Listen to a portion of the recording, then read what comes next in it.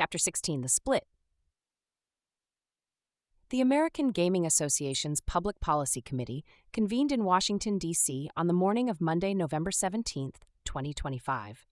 The meeting was held in a conference room whose institutional furnishings, dark wood, leather chairs, the AGA seal displayed on a digital screen behind the podium, communicated the gravity that the organization assigned to its deliberations and the self-image it cultivated among the legislators, regulators, and industry executives who constituted its audience. The AGA had been founded in 1994, with its Washington, D.C. office opening in June 1995, to serve as the unified political voice of the American gambling industry. Casinos, sportsbooks, tribal gaming operations, equipment manufacturers, and the constellation of service providers whose livelihoods depended on the regulated gaming economy.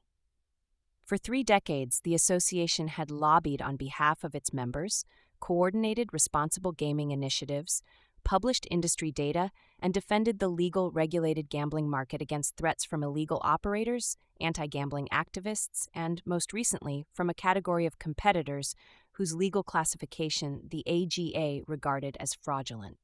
The agenda for the November 17th meeting included a discussion of prediction markets. The discussion did not go well. Sometime after the general PPC meeting Monday afternoon, the AGA's executive committee convened. By Tuesday, November 18, 2025, DraftKings and FanDuel, the 2 largest online sportsbook operators in the United States, the companies that together controlled approximately 70 to 75% of the legal online sports betting market, the duopoly, whose combined revenue exceeded $12 billion annually, had resigned their memberships in the American Gaming Association. The resignations were effective immediately. The AGA accepted them with a statement whose restraint masked the institutional damage. "We wish them the best, and we expect to maintain close ties to our mission to promote and protect legal, regulated gaming." The rupture was, by the standards of American Trade Association politics, the equivalent of a constitutional crisis. The organization created to represent the gambling industry had just lost the gambling industry's 2 most visible companies. The companies that had spent a decade building their identities as responsible, regulated sportsbook operators had just abandoned the institution that embodied responsible, regulated gambling. The break was not over a policy disagreement that compromise could resolve. It was over an identity question that compromise failed to resolve. What was the activity these companies offered? Was it gambling, subject to state regulation, state taxation, and state consumer protection? Or was it financial trading, subject to federal regulation, federal oversight, and the classification framework of the Commodity Exchange Act? The AGA said gambling, DraftKings and FanDuel said trading. Both were describing the same product. The AGA's argument had merit. The argument was this: prediction markets that offered event contracts on the outcomes of professional sporting events were, in their economic substance, sports bets. A Kalshi contract paying $1 if the Chiefs won the Super Bowl was economically identical to a DraftKings moneyline bet on the Chiefs to win the Super Bowl. The customer risked money. The outcome was uncertain. The settlement depended on an athletic competition the customer did not influence. The only difference was the label event contract instead of bet, exchange instead of sportsbook, CFTC instead of State Gaming Commission. The label change produced 3 consequences that the AGA identified as harmful to the public interest. The first consequence was tax avoidance. State-regulated sportsbooks paid gaming taxes that ranged from 15% to over 50% of gross gaming revenue, depending on the jurisdiction. These taxes funded state budgets, responsible gaming programs, and the regulatory infrastructure that oversaw the industry. A CFTC-regulated prediction market paid no state gaming tax. The tax differential was not a byproduct of the classification. It was the classification's commercial purpose. The prediction market's cost advantage over the sportsbook was, in the AGA's framing, a subsidy funded by the states whose tax revenue the prediction market diverted. The second consequence was regulatory arbitrage. State gaming commissions enforced responsible gaming requirements, deposit limits, self-exclusion programs, advertising restrictions, age verification, consumer protection standards that had been developed over decades of regulatory experience with gambling populations. The CFTC, whose regulatory mandate was commodity futures and financial derivatives, possessed neither the institutional expertise nor the statutory authority to regulate a retail gambling population. The prediction market operated under federal oversight that was designed for professional financial traders, not for the sports fans whose behavioral profiles Chapter 10 documented and whose psychological vulnerabilities Chapter 11 rendered. The regulatory mismatch was not a gap that improved federal oversight could close. It was a structural feature of applying a financial regulatory framework to a gambling activity. The third consequence was market integrity. Traditional sportsbooks used layered risk management systems, proprietary odds engines, real-time exposure monitoring, algorithmic fraud detection, to ensure that the prices offered to customers reflected genuine probability assessments and that the market was not being manipulated by insiders or coordinated actors. Prediction markets, as peer-to-peer exchanges, were susceptible to forms of manipulation that sportsbook architecture was designed to prevent. A participant with material non-public information, an athlete who knew about an undisclosed injury, a team official who knew about a forthcoming lineup change, could trade on that information through a prediction market in a way that would be detected and blocked by a sportsbook's risk management system. Robbins himself would later acknowledge the integrity concern at DraftKings Investor Day on March 2, 2026, stating, "When you start betting on people living, dying wars, it seems to cross a line that I think is not really what we're looking for." He explained that DraftKings had internal guidelines prohibiting event contracts on geopolitical situations, citing Iran as a specific example, and he pointed to two concerns: the insider trading risk that accompanies politically sensitive information, and a broader ethical judgment that death and war did not belong in an entertainment product.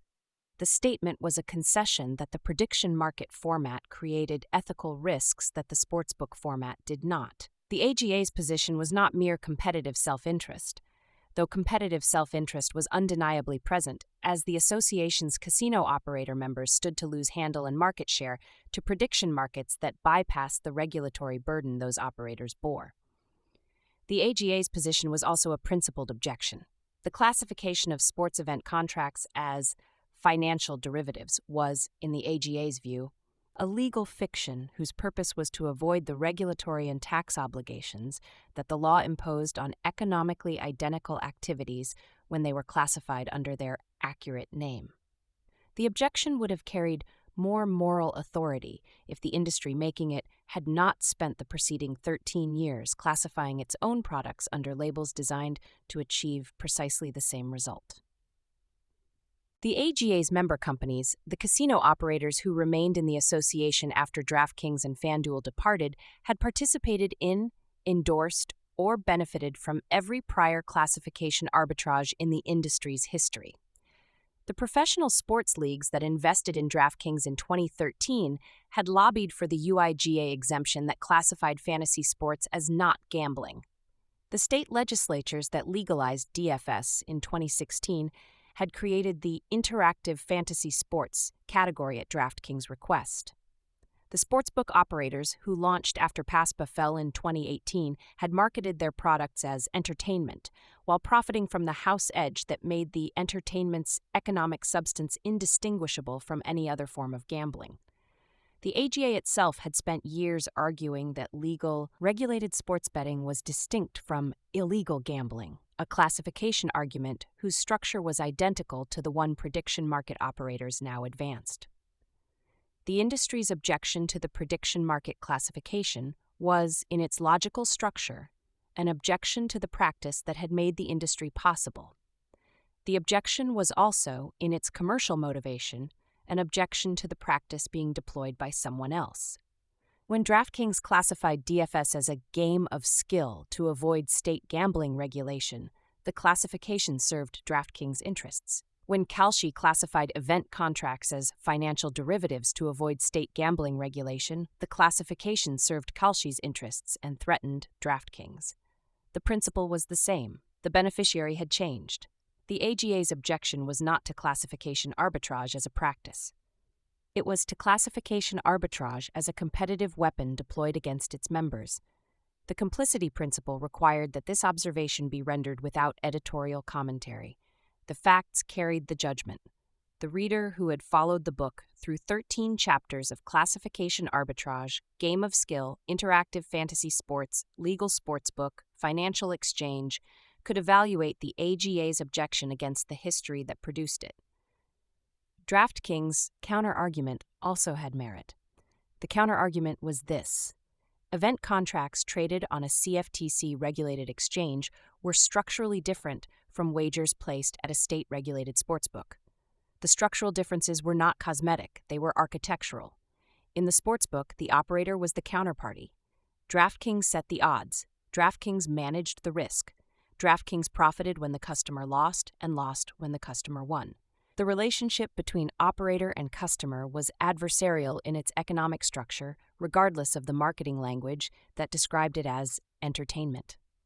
The house always won because the house set the terms, and the terms, the vigorish, the hold percentage, the margin embedded in the odds, were designed to ensure aggregate profitability over time. In the prediction market, the operator was not the counterparty. The exchange matched buyers and sellers. The price was determined by the market, by the aggregate assessment of all participants, not by the operator's risk model. DraftKings predictions did not set the odds. It routed orders. It charged a transaction fee. It bore no risk on the outcome of the event. If the Chiefs won the Super Bowl, DraftKings predictions earned the same fee as if the Chiefs lost. The elimination of outcome risk was a genuine structural difference. It meant that the prediction market operator's incentive was not to set odds that favored the house, but to maximize trading volume, an incentive that aligned the operator's interest with market liquidity and price accuracy rather than with customer losses. The exchange model also provided a feature that the sportsbook could not: the ability to exit a position before the event concluded. A sportsbook bettor who placed a pregame wager was locked into that position until the game ended. The bet could not be sold, the odds could not be renegotiated.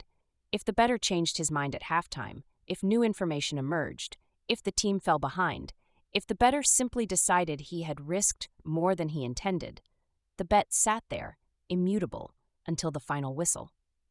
The prediction market allowed the bettor to sell his contract at any time, at whatever price the market offered. The contract was liquid. The position was flexible. The user had agency not merely at the moment of purchase, but throughout the event's duration. The ability to exit was a genuine consumer benefit that the sportsbook's architecture could not provide. The engineers and product designers who built the prediction market platform at DraftKings understood this distinction with professional clarity. They were building a different kind of product, an order book, a matching engine, a price discovery mechanism, whose technical architecture more closely resembled a stock exchange than a sportsbook. The skills required were different. The regulatory compliance was different. The product team that Robbins assembled drew on talent from across the gambling, financial technology, and prediction market sectors. DraftKings acquired Railbird Technologies' engineering and product organization, whose co-founders Miles Safran and Edward Tion had come from the hedge fund Point72 as part of the October 21, 2025 acquisition, inheriting the exchange architecture, matching engine, and regulatory compliance infrastructure that Railbird had built for its CFTC-designated DCM. Separately, in the same week as the Railbird announcement, DraftKings hired Christian H.A. Bogstrand, the former CEO and head of gaming at Bet365's Hillside Limited subsidiary in Gibraltar, as Executive Vice President and General Manager of iGaming, a role focused on the online casino business whose strategic importance was rising in parallel with the prediction market expansion. The talent acquisitions signaled the company's institutional commitment to operating simultaneously under two distinct regulatory frameworks: the CFTC-regulated prediction market, staffed by the Railbird team, and the state-regulated iGaming product, now led by a veteran of the European online casino industry's largest operator. The CFTC framework, DraftKings argued, provided federal oversight that was in many respects more rigorous than state gaming regulation. The CFTC enforced core principles governing financial safeguarding, trade surveillance, manipulation prevention, and customer fund segregation. The National Futures Association conducted examinations. Customer funds were held in segregated accounts at registered Futures Commission merchants. The regulatory infrastructure was real, tested, and backed by the institutional authority of an agency that had overseen American derivatives markets since 1974. The counter-argument was technically precise. It was also in the framework's reckoning structure insufficient to resolve the moral question. The prediction market was structurally different from the sportsbook. It was also behaviorally identical. The user who purchased a yes contract on the Chiefs at 55 cents experienced the transaction identically to the user who placed a $55 moneyline bet on the Chiefs at -122. Both risked money, both watched the game, both checked the result, both experienced the neurochemical event, the dopamine release, the prediction error signal, the reward or loss, that Chapter 11's responsible gaming research documented as the mechanism of gambling reinforcement. The structural difference between a bet and a contract existed in the regulatory architecture. It did not exist in the user's brain. The reckoning demanded that the reader hold both truths. The AGA was right that prediction markets on sports were economically identical to sports betting. DraftKings was right that event contracts were structurally different from traditional wagers. The economic identity and the structural difference coexisted. They were not contradictions. They were the same activity viewed through two classification frameworks, each framework accurate on its own terms, each framework producing a different set of regulatory, tax, and consumer protection consequences. The gap between the two frameworks was the space in which DraftKings had built its business for 13 years. The gap was the business model. The Nevada dilemma rendered the identity question in its starkest form. The Nevada Gaming Control Board, the oldest and most authoritative state gaming regulatory body in the United States, had determined that any applicant for a Nevada gaming license who offered sports-related event contracts through a prediction market was ineligible for state licensing. The determination was categorical. It did not distinguish between companies that offered prediction markets in Nevada and companies that offered prediction markets elsewhere. Any company that offered prediction markets anywhere was ineligible for a Nevada gaming license anywhere. Chairman Mike Dreitzer's statement, issued in a November 12, 2025 industry notice to Nevada licensees, was unambiguous. It has been made clear to the board that Flutter Entertainment, FanDuel, and DraftKings intend to engage in unlawful activities related to sports event contracts. This conduct is incompatible with their ability to participate in Nevada's gaming industry. The statement forced a choice. DraftKings could retain its Nevada sportsbook license application, maintaining access to the state's mature gambling market, its institutional relationships with Nevada regulators, and its symbolic presence in the jurisdiction that had been the home of legal sports betting since the 1940s. Or DraftKings could pursue its prediction market strategy, accessing the 38-state market that federal CFTC jurisdiction opened, reaching California and Texas and Florida and Georgia, and positioning the company for the $10 billion revenue opportunity that the investor presentations projected. It could not do both. DraftKings withdrew its Nevada gaming license application. FanDuel, owned by Flutter Entertainment, the Dublin-based parent company, surrendered its order of registration and all related licenses and approvals, including those for FanDuel Sportsbooks and its license as a provider of an information service. The withdrawals were announced on November 12, 2025, 6 days before the AGA resignations that would formalize the institutional break. DraftKings had not merely disagreed with the AGA about prediction markets. It had demonstrated through the Nevada withdrawal that the prediction market was more valuable than the sportsbook in the jurisdiction where sportsbooks had been born. The choice was arithmetic. Nevada's sportsbook market, while historically significant, was relatively small, a mature market with established competition, limited growth potential, and tax rates that compressed margins. The prediction market's addressable market included the 4 largest non-sportsbook states: California, 39 million, Texas, 30 million, Florida, 23 million, and Georgia, 11 million, whose combined population of approximately 103 million exceeded a quarter of the country. No state gaming tax applied to prediction market transactions, and the first company to establish a consumer presence would capture the same first-mover advantages that DraftKings had captured in New Jersey in August 2018. The choice was also symbolic.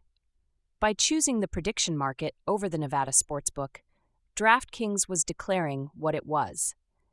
It was not a casino company. It was not a sportsbook operator. It was not a member of the traditional gambling industry whose trade association it had just abandoned. It was, in its own framing, in the language it used in investor presentations and regulatory filings and press releases, a digital sports entertainment and gaming company that operated a financial exchange.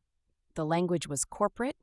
The substance was a company that had started in a spare bedroom making fantasy sports contests, that had become a sportsbook when the Supreme Court made sportsbooks legal, and that was now becoming an exchange because the exchange classification opened markets that the sportsbook classification left untouched.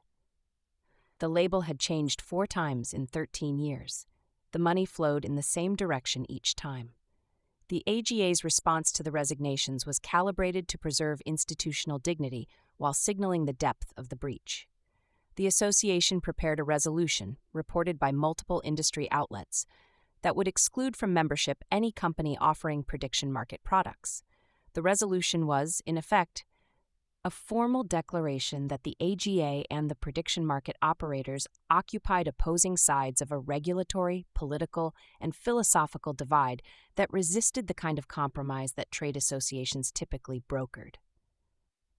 Within 3 weeks of the DraftKings and FanDuel departures, Fanatics, the sports merchandise company that had rapidly built a sportsbook operation, leveraging its database of more than 100 million sports fans, also resigned from the AGA after launching Fanatics Markets, its own standalone prediction market platform, on December 3, 2025.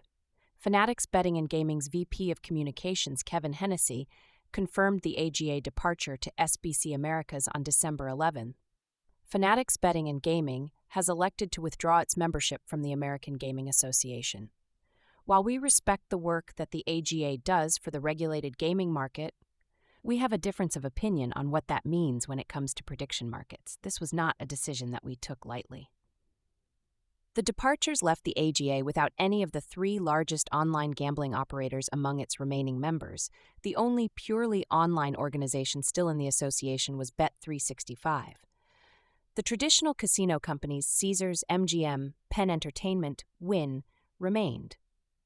The land-based operators whose physical properties and state relationships constituted their competitive moats had no incentive to embrace a classification framework that would allow digital competitors to bypass the state licensing requirements those operators had spent decades navigating. The split revealed a fault line that the industry's rhetoric of unity had concealed. The interests of land-based casino operators and online-only sportsbook operators were not merely different. They were, on the prediction market question, directly opposed. The casino operators needed state regulation to protect their licensing investments. The online operators needed federal classification to escape state regulation's geographic constraints. The 2 groups had coexisted within the AGA because, until prediction markets arrived, the online operators had needed state licenses as much as the casino operators. The CFTC framework changed the calculus. The online operators no longer needed the states. The casino operators still did. The trade association that had held both groups lacked the structural capacity to hold a membership whose commercial interests had diverged irreconcilably. The AGA installed an exhibit at the National Council of Legislators from Gaming States' winter meeting, held in the weeks following the resignations, that displayed a real-time counter estimating how much money states were losing as prediction markets offered sports contracts without paying state gaming taxes. The counter was a political instrument, not an analytical one. Its methodology was not independently verified, and its purpose was to generate legislative anxiety rather than precise fiscal accounting. But the anxiety it targeted was real. State legislators who had voted to legalize sports betting with the expectation that tax revenue would fund education, infrastructure, or responsible gaming programs were now watching a competing product siphon handle from their regulated markets without contributing a dollar to their budgets. The counter ticked. The money flowed. The gap between the label and the substance remained open. The Reckoning chapter's structural requirement is that the reader hold the complexity without resolution. The framework does not resolve the AGA's argument against DraftKings' counterargument. It does not declare a winner. It shows the reader what was built, who benefits, who pays, and what language is used to describe the transaction. The reader draws the conclusion. The conclusion the reader may draw is this: the American Gaming Association was right that prediction markets on sports are gambling by another name. DraftKings was right that event contracts are structurally different from traditional wagers. Both truths describe the same activity. The activity is wagering money on the outcome of uncertain events. The labels bet, contract, privilege, game of skill, interactive fantasy sports, legal sportsbook, financial exchange are the innovation. The money is the constant. The money has not changed in 130 years. The money flowed through the bucket shops on New Street in Lower Manhattan a century ago. It flowed through Montana's General News Bureau wire rooms on Chicago's North Side and in Forest Park. It flowed through the Turf Club at the Stardust. It flowed through DraftKings DFS contests, through the sportsbook, through the single wallet, through the casino tab, through the parlay builder, through the push notification at 11:47 p.m., through the VIP host's phone call, through the self-exclusion form filed at 2 a.m., through the confidential VIP program settlements, through the $6.5 billion annual revenue, through the $3.7 million in net income, through the brother-in-law's first event contract purchased in Austin, Texas. The money flowed from the user to the system. The system's name changed. The system's regulatory classification changed. The system's legal address changed. The direction of the money did not. What is this company now? The question was asked in the AGA's conference room. It was asked in Nevada's Gaming Control Board hearing. It was asked in the Massachusetts Attorney General's complaint and in the Maryland federal court's ruling, and in the district court splits that were headed, in the estimation of legal analysts, toward the Supreme Court. The question was the book's central argument rendered as a present-tense institutional crisis. The book's central argument, stated in the chapter framework and rendered across every preceding chapter, is this: the same economic activity, wagering money on the outcome of uncertain events, has been repackaged under 3 different legal labels across 3 eras of DraftKings' existence. Game of Skill, 2012-2018. Legal Sportsbook, 2018-2025. Financial Exchange, 2025-present. What changed each time was the label. What did not change was the money, the risk, the psychology of the user, or the direction of the cash flow. The innovation was real. The exploitation was also real. They share a root. The book's mission is to show the reader both truths simultaneously and let the reader hold the weight. The AGA split was the moment when the book's argument ceased to be an analytical observation and became an institutional fact. The argument was no longer something the author had constructed from the evidence. It was something the industry itself had enacted. The AGA's position was the argument's left hand. This is gambling. DraftKings' position was the argument's right hand. This is a financial exchange. The 2 hands described the same object. The object was a company that made money when people risked money on the outcomes of sporting events. The label was in dispute. The cash flow was not. The answer DraftKings gave in its investor presentations, in its SEC filings, in the press release that launched DraftKings predictions, in the American odds format that decorated a financial derivatives interface with a sportsbook's visual language, was that the company was whatever the law permitted it to be. A game of skill in 2012. An interactive fantasy sport in 2016. A legal sportsbook in 2018. A financial exchange in 2025. The classification was the product. The product was the classification. The innovation was the gap between the two. The high school football coach in New Jersey, who had never attended an AGA conference and who did not follow trade association politics, opened the DraftKings Sportsbook app on a Saturday morning in late November 2025, placed a 3-leg parlay on the NFL slate, and lost $75. The app worked the same as it had worked every Saturday since 2018. The same green crown, the same bet slip, the same parlay builder, the same house edge. Whatever the company was becoming, exchange, derivative, financial instrument, prediction market, the product in his hand had not changed. The label had not reached his screen. The money had left his wallet. The system had processed his loss. The machine continued. The coach did not know that the company whose app he used had, that Tuesday, abandoned the institution that represented the industry to which the app belonged. The coach did not know about the AGA. He knew about the parlay. The parlay had lost. He would deposit again next Saturday. The house always wins. The name of the house was under discussion. Chapter 17. Federal versus State. The Commodity Exchange Act, enacted June 15, 1936, and amended through subsequent legislation, including the Commodity Futures Modernization Act of 2000 and the Dodd-Frank Wall Street Reform and Consumer Protection Act of 2010, grants the Commodity Futures Trading Commission exclusive jurisdiction over accounts, agreements, and transactions involving contracts of sale of a commodity for future delivery. The statutory language is broad. The word exclusive is unambiguous. The CFTC's authority over commodity futures, options, and derivative instruments is not shared with the states. It is not concurrent. It is exclusive.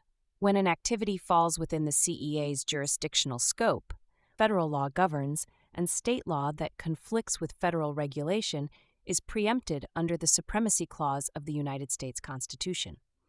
The prediction market operators, Kalshi, DraftKings, Polymarket, and the growing roster of companies seeking CFTC designation argued that event contracts were derivative instruments that fell within the CEA's jurisdictional scope.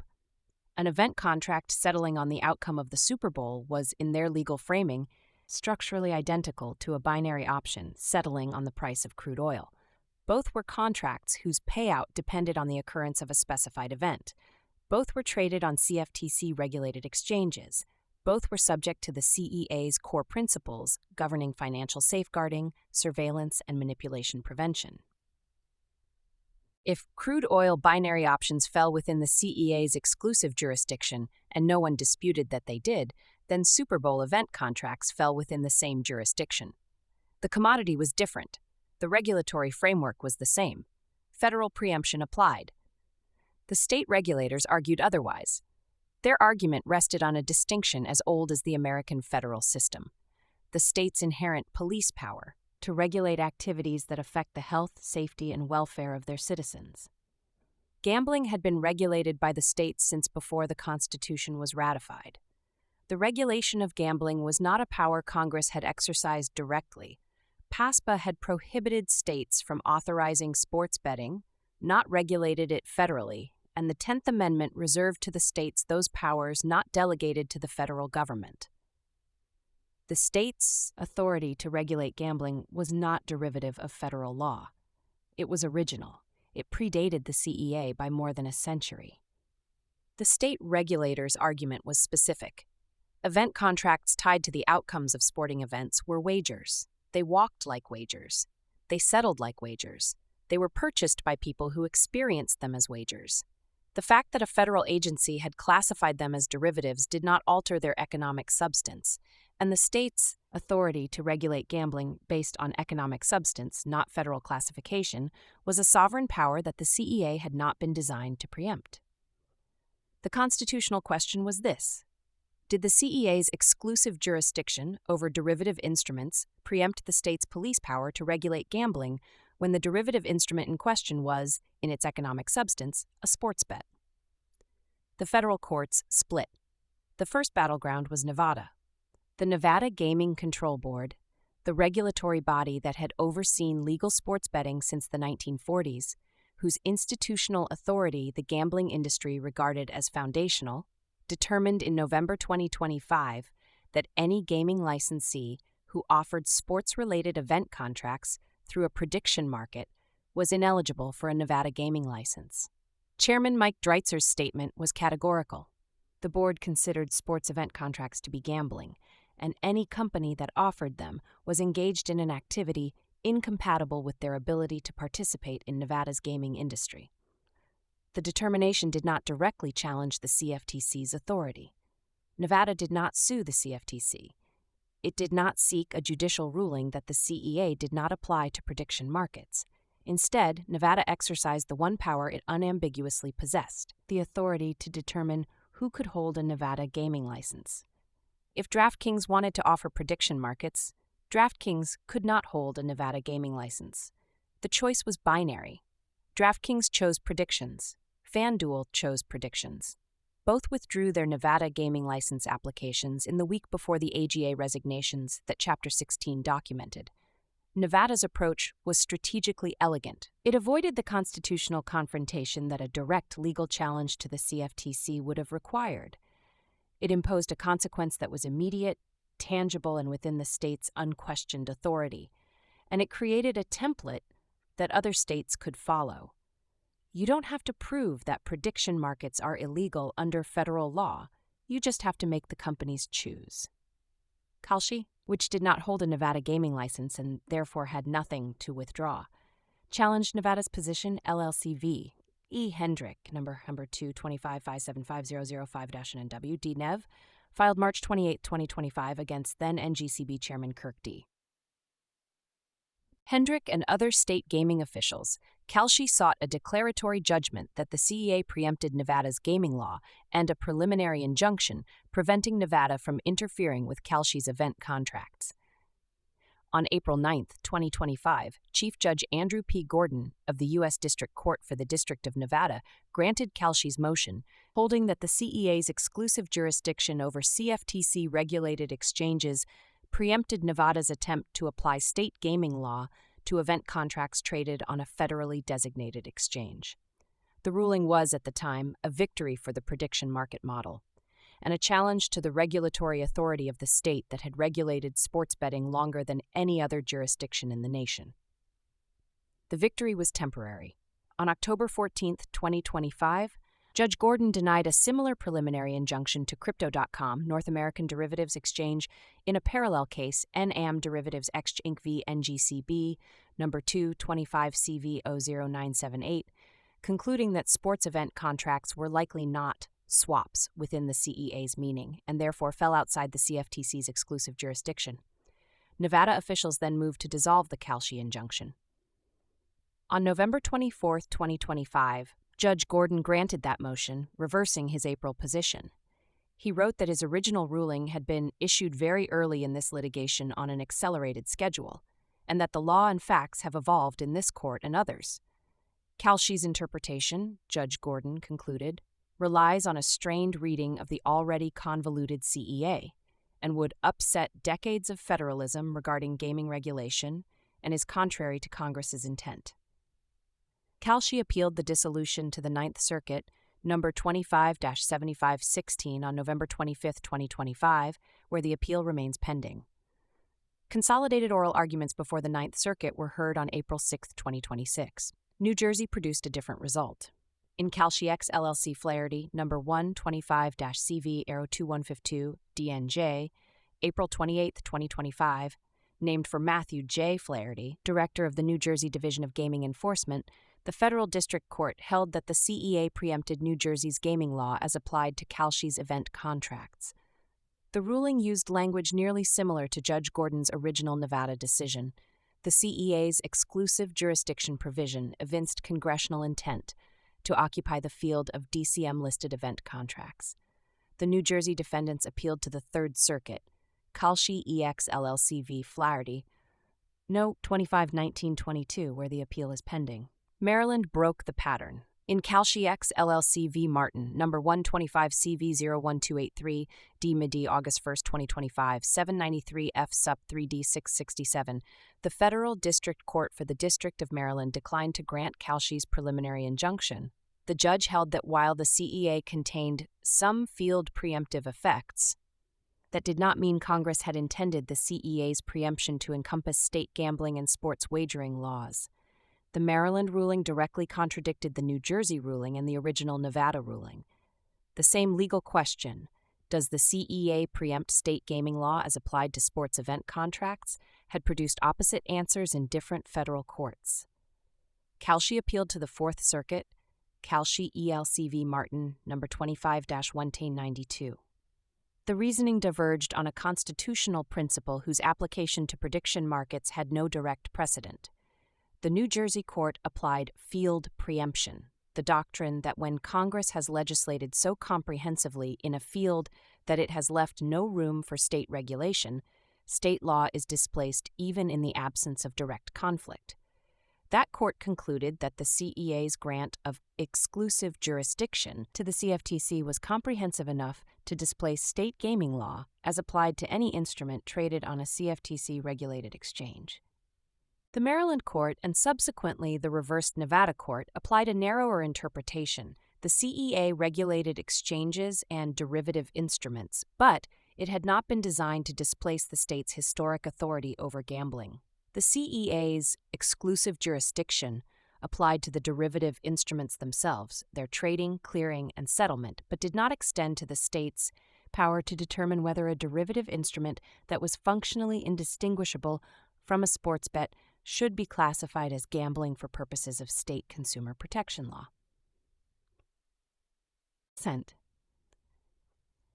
The distinction was technical. The consequences were binary. If the New Jersey interpretation prevailed on appeal, every CFTC-regulated prediction market could operate nationally without state permission.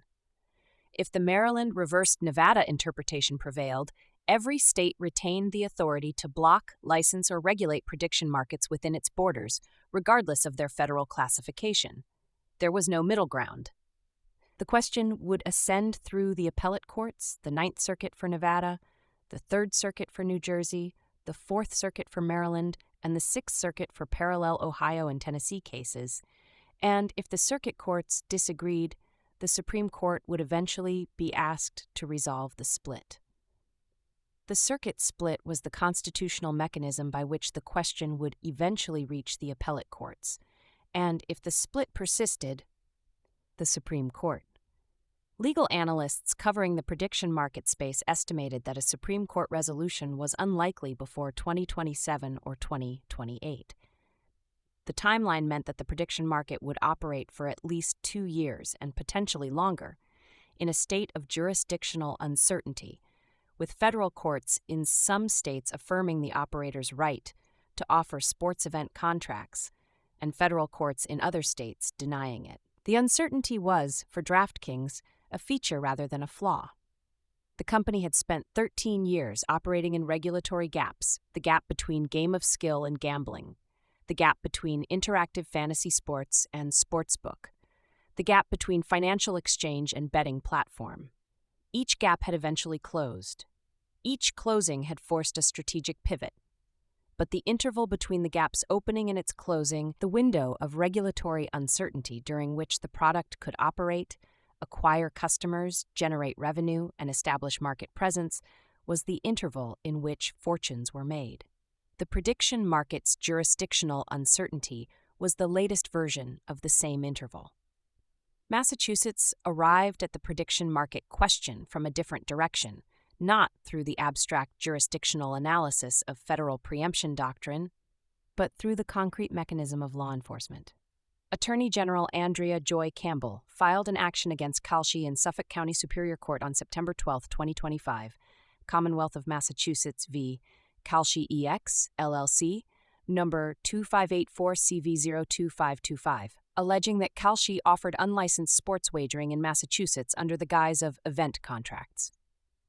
On January 20, 2026, Suffolk County Superior Court Judge Christopher Barry Smith granted Campbell's motion for a preliminary injunction preventing Kalshi from accepting online sports wagers from Massachusetts customers until the company obtained a Massachusetts sports wagering license from the Massachusetts Gaming Commission.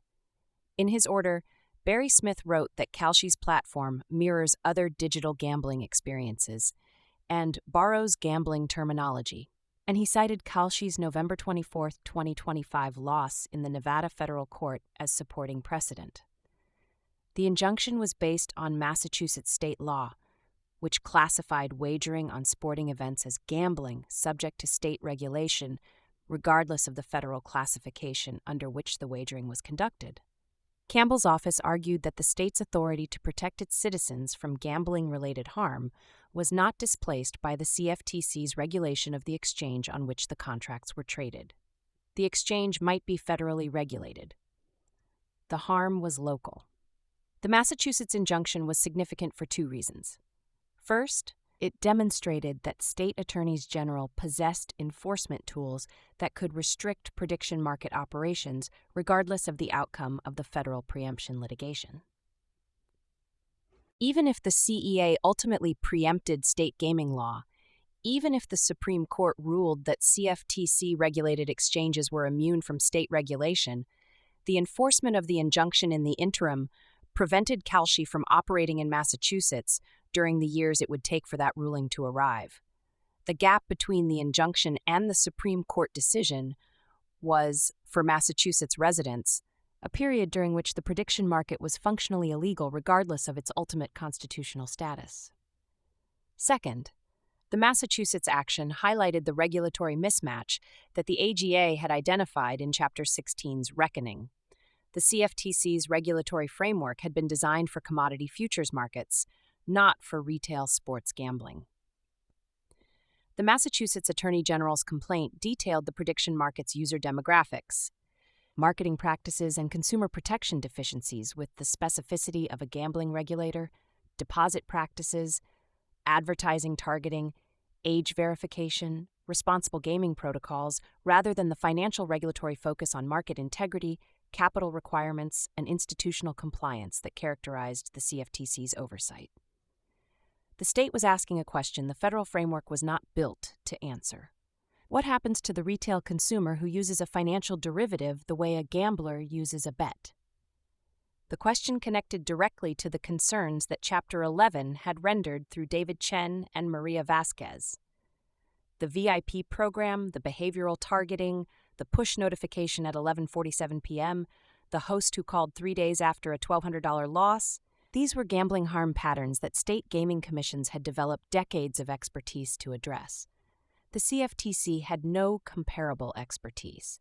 Its examiners knew how to audit a clearinghouse's capital reserves. They did not know how to evaluate whether a push notification encouraging a midnight deposit constituted responsible customer engagement or algorithmic exploitation calibrated to the user's moment of greatest financial vulnerability. The prediction market's federal classification had moved the regulatory oversight of sports wagering from an agency with gambling expertise to an agency without it.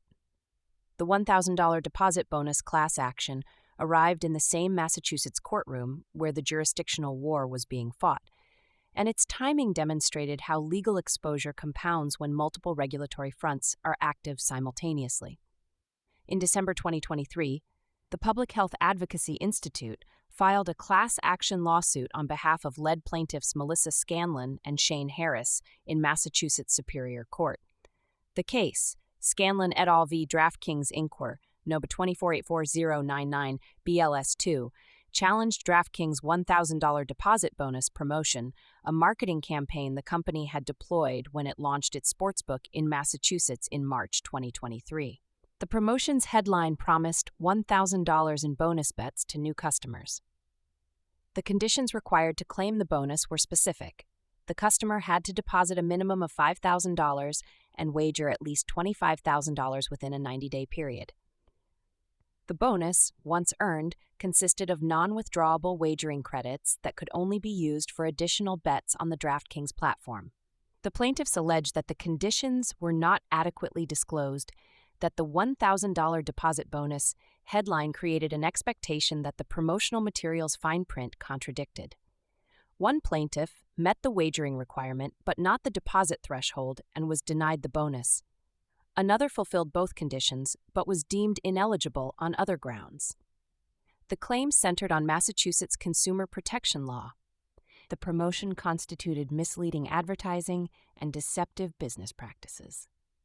DraftKings moved for summary judgment, a legal mechanism that would have ended the case before trial by arguing that no reasonable jury could find in the plaintiff's favor.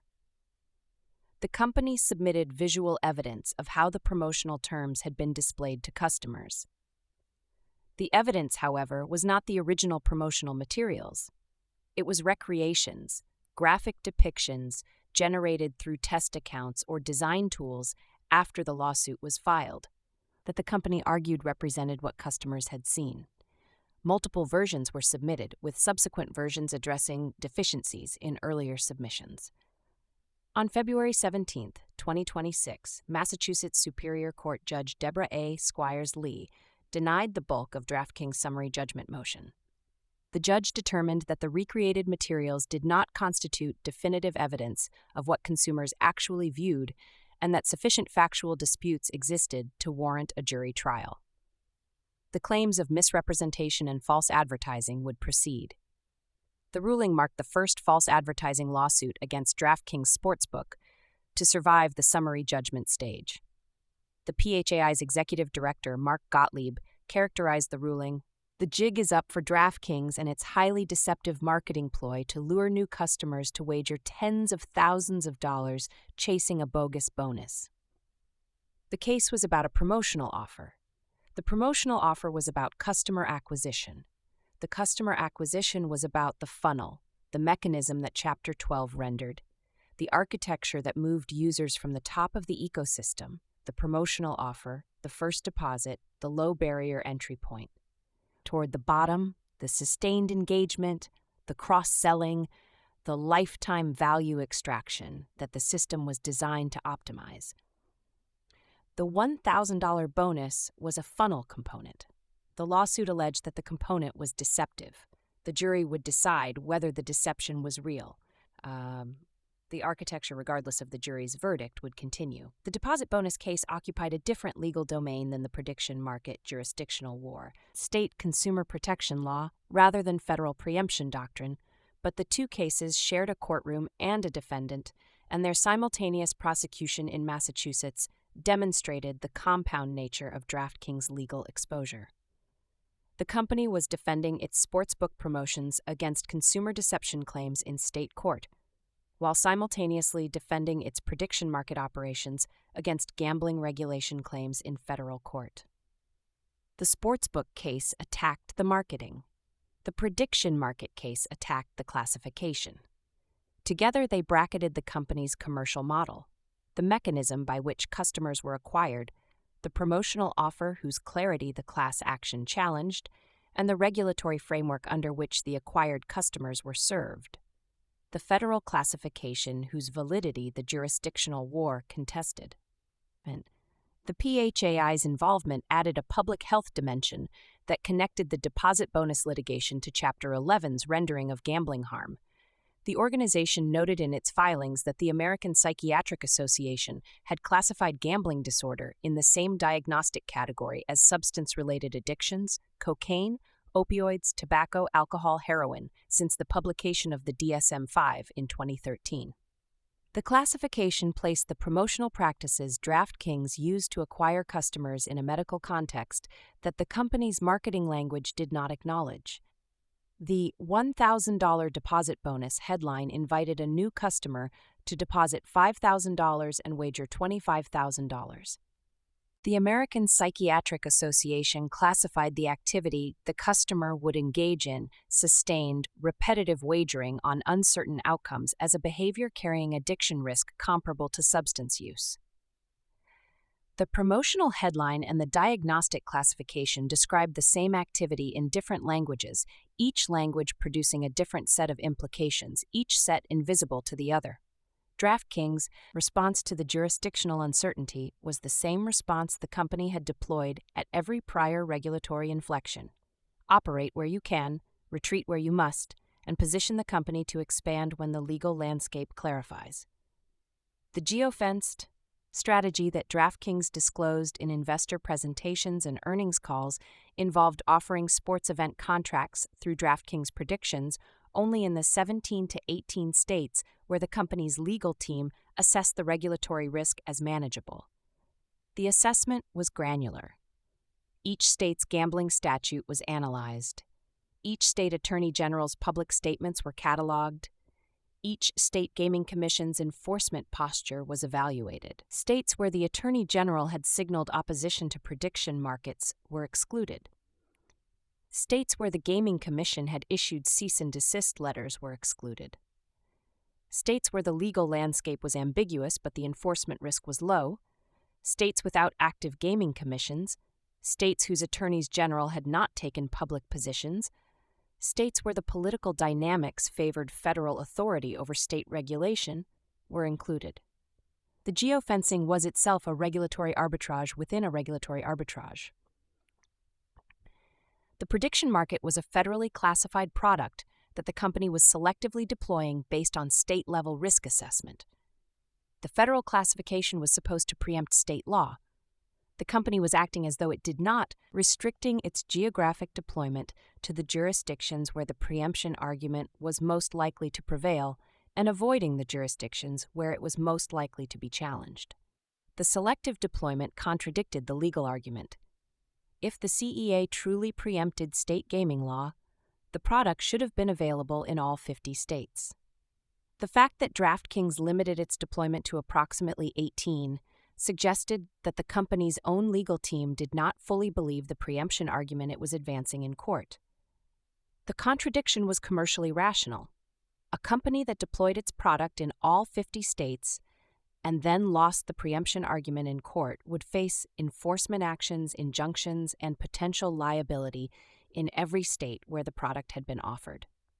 A company that deployed selectively and then lost the preemption argument would face consequences only in the states where it had operated.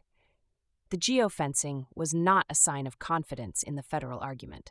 It was a hedge against the argument's failure, a risk management strategy applied to the company's own legal position with the same analytical discipline it applied to the sportsbook's odds. The algorithmic voice would render the geofencing strategy as a probability matrix. Each state assigned a score based on the likelihood of adverse regulatory action, the potential financial exposure if action occurred, and the expected revenue from operating in the state during the period before any action could take effect. The product of probability, exposure, and revenue produced a risk-adjusted return for each state. The states with positive risk-adjusted returns were included. The states with negative returns were excluded.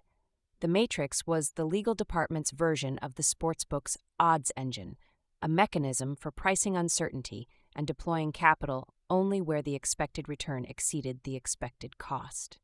The parallel between the legal strategy and the betting product was precise enough to be uncomfortable. The company that made its money pricing uncertainty for consumers was pricing its own regulatory uncertainty with the same tools. The witness voice, operating in conditional mode, would render the jurisdictional war as the latest iteration of a constitutional tension that the American federal system had never fully resolved. The tension was between national markets and local regulation. The bucket shops of the 1890s had exploited the absence of federal authority over interstate speculation, operating locally, receiving data nationally, subject to no jurisdiction that possessed both the reach and the mandate to govern them. The wire rooms of the 1920s through 1960s had exploited the same gap. The daily fantasy sports operators of 2012 had exploited the UAGA's federal exemption to operate nationally while state regulators debated whether the product was gambling. Each iteration of the gap had been closed by the anti-bucket shop laws, by the Wire Act, by the state-by-state DFS legislation, but each closing had occurred only after the operators had established commercial operations whose scale and revenue made the political cost of closure higher than the political cost of accommodation. The prediction market was the latest iteration. The gap was between a federal regulatory framework designed for financial derivatives and a state regulatory framework designed for gambling. The activity that occupied the gap was, in its economic substance, wagering money on the outcomes of sporting events. The federal framework called it a derivative. The state framework called it a bet. The courts were being asked to decide which framework governed, a question that was, at its constitutional foundation, not about prediction markets at all, but about the distribution of sovereign authority between the federal government and the states. The question had been asked before. It had been answered before. The answer had always been the same. The states retained the authority to regulate gambling within their borders, and federal law that was not designed to displace that authority did not preempt it. PASPA had been struck down not because the federal government lacked authority over gambling, but because PASPA had exceeded that authority by commandeering state legislatures. The Wire Act had been enacted not to preempt state gambling law, but to supplement it by criminalizing the interstate infrastructure that state law could not reach. The CEA had been enacted to regulate commodity futures markets, not to create a national framework for sports wagering.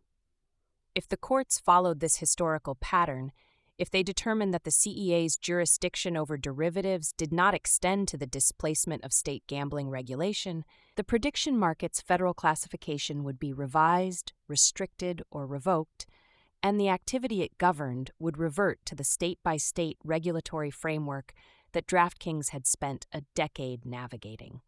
The company would survive. The prediction market venture would be written off. The sportsbook, the casino, the DFS product, the lottery, the 5-vertical funnel that Chapter 12 documented would continue to operate in the 29 states, plus the District of Columbia, Puerto Rico, and Ontario, where it was licensed as of early 2026.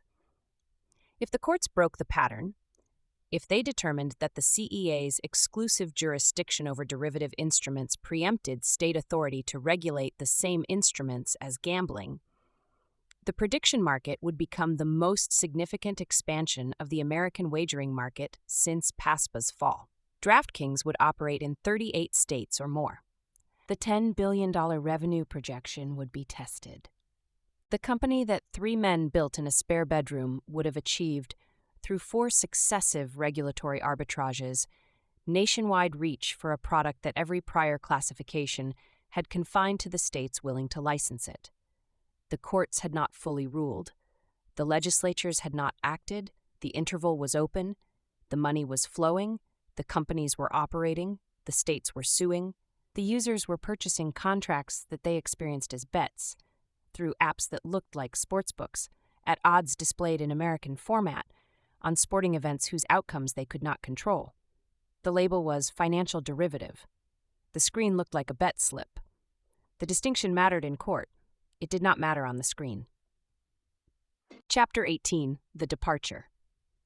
The SEC filing was 4 paragraphs long. It appeared in DraftKings' 10Q quarterly report dated November 7, 2025, under the heading Subsequent Events. The language was the standardized prose of corporate disclosure, designed to satisfy regulatory requirements while revealing as little human content as possible. On November 6, 2025, Mr. Kalish and the company mutually agreed that Mr. Kalish will transition out of his role as president, DraftKings North America, effective as of March 31, 2026. The filing noted that Kalish would step down from all other roles as an officer or employee of the company and any of its subsidiaries, and would receive continued security services and payment of COBRA premiums until March 31, 2027. He would retain his seat on the board of directors. He would receive director compensation. Certain restricted stock units would vest on an accelerated timeline. The filing did not describe what it meant for a company that had been built by 3 friends in a spare bedroom to operate for the first time in 14 years without one of them. Matt Kalish was 43 years old. He had co-founded DraftKings in December 2011 with Jason Robbins and Paul Liberman when he was 29. The marketing mind of the trio. The man whose whiteboard flowcharts and customer acquisition funnels had mapped the pathway from a Vistaprint cubicle to a NASDAQ-listed company with $6 billion in annual revenue. His professional instinct, documented across 16 chapters of this book, was for growth, the identification of a user who did not yet exist as a customer, the design of a sequence of steps that would convert that user into a depositor, and the optimization of each step to increase the probability of conversion. The instinct had produced the advertising blitz of 2015. It had produced the DFS to sportsbook conversion funnel of 2018. It had produced the single wallet cross-selling architecture that migrated users from fantasy to sportsbook to casino. It had produced the ARPMUP metric that rose from $97 to $139 under his operational oversight. The instinct was genuine. Its consequences were documented in Chapter 11. Kalish had served as Chief Revenue Officer from 2014 through December 2019 before assuming the presidency, a title whose corporate weight belied the startup informality in which the role had been performed. During the company's most explosive growth phase, the years between the PASPA decision in 2018 and the achievement of profitability in 2025, Kalish had overseen marketing, customer experience, the sportsbook product, the online casino product, the DFS product, and the marketplace and NFT products whose legal complications had produced a $10 million class action settlement and a shutdown. He had supervised the hiring of the VIP hosts whose performance metrics Chapter 11 documented. He had approved the promotional strategies whose targeting logic Chapter 10 rendered. He had presented the competitive analysis that Chapter 13 described, the identification of the 34% high-value customer segment vulnerable to prediction market cannibalization. His fingerprints were on every product the company had built and on every controversy the products had generated. The departure was framed in Robin's public statement as a transition rather than an exit. Matt Kalish has been my partner, along with Paul Liberman, in building DraftKings from day one. The three of us have led this company through every stage of its journey, and Matt's impact on DraftKings and on all of us has been tremendous.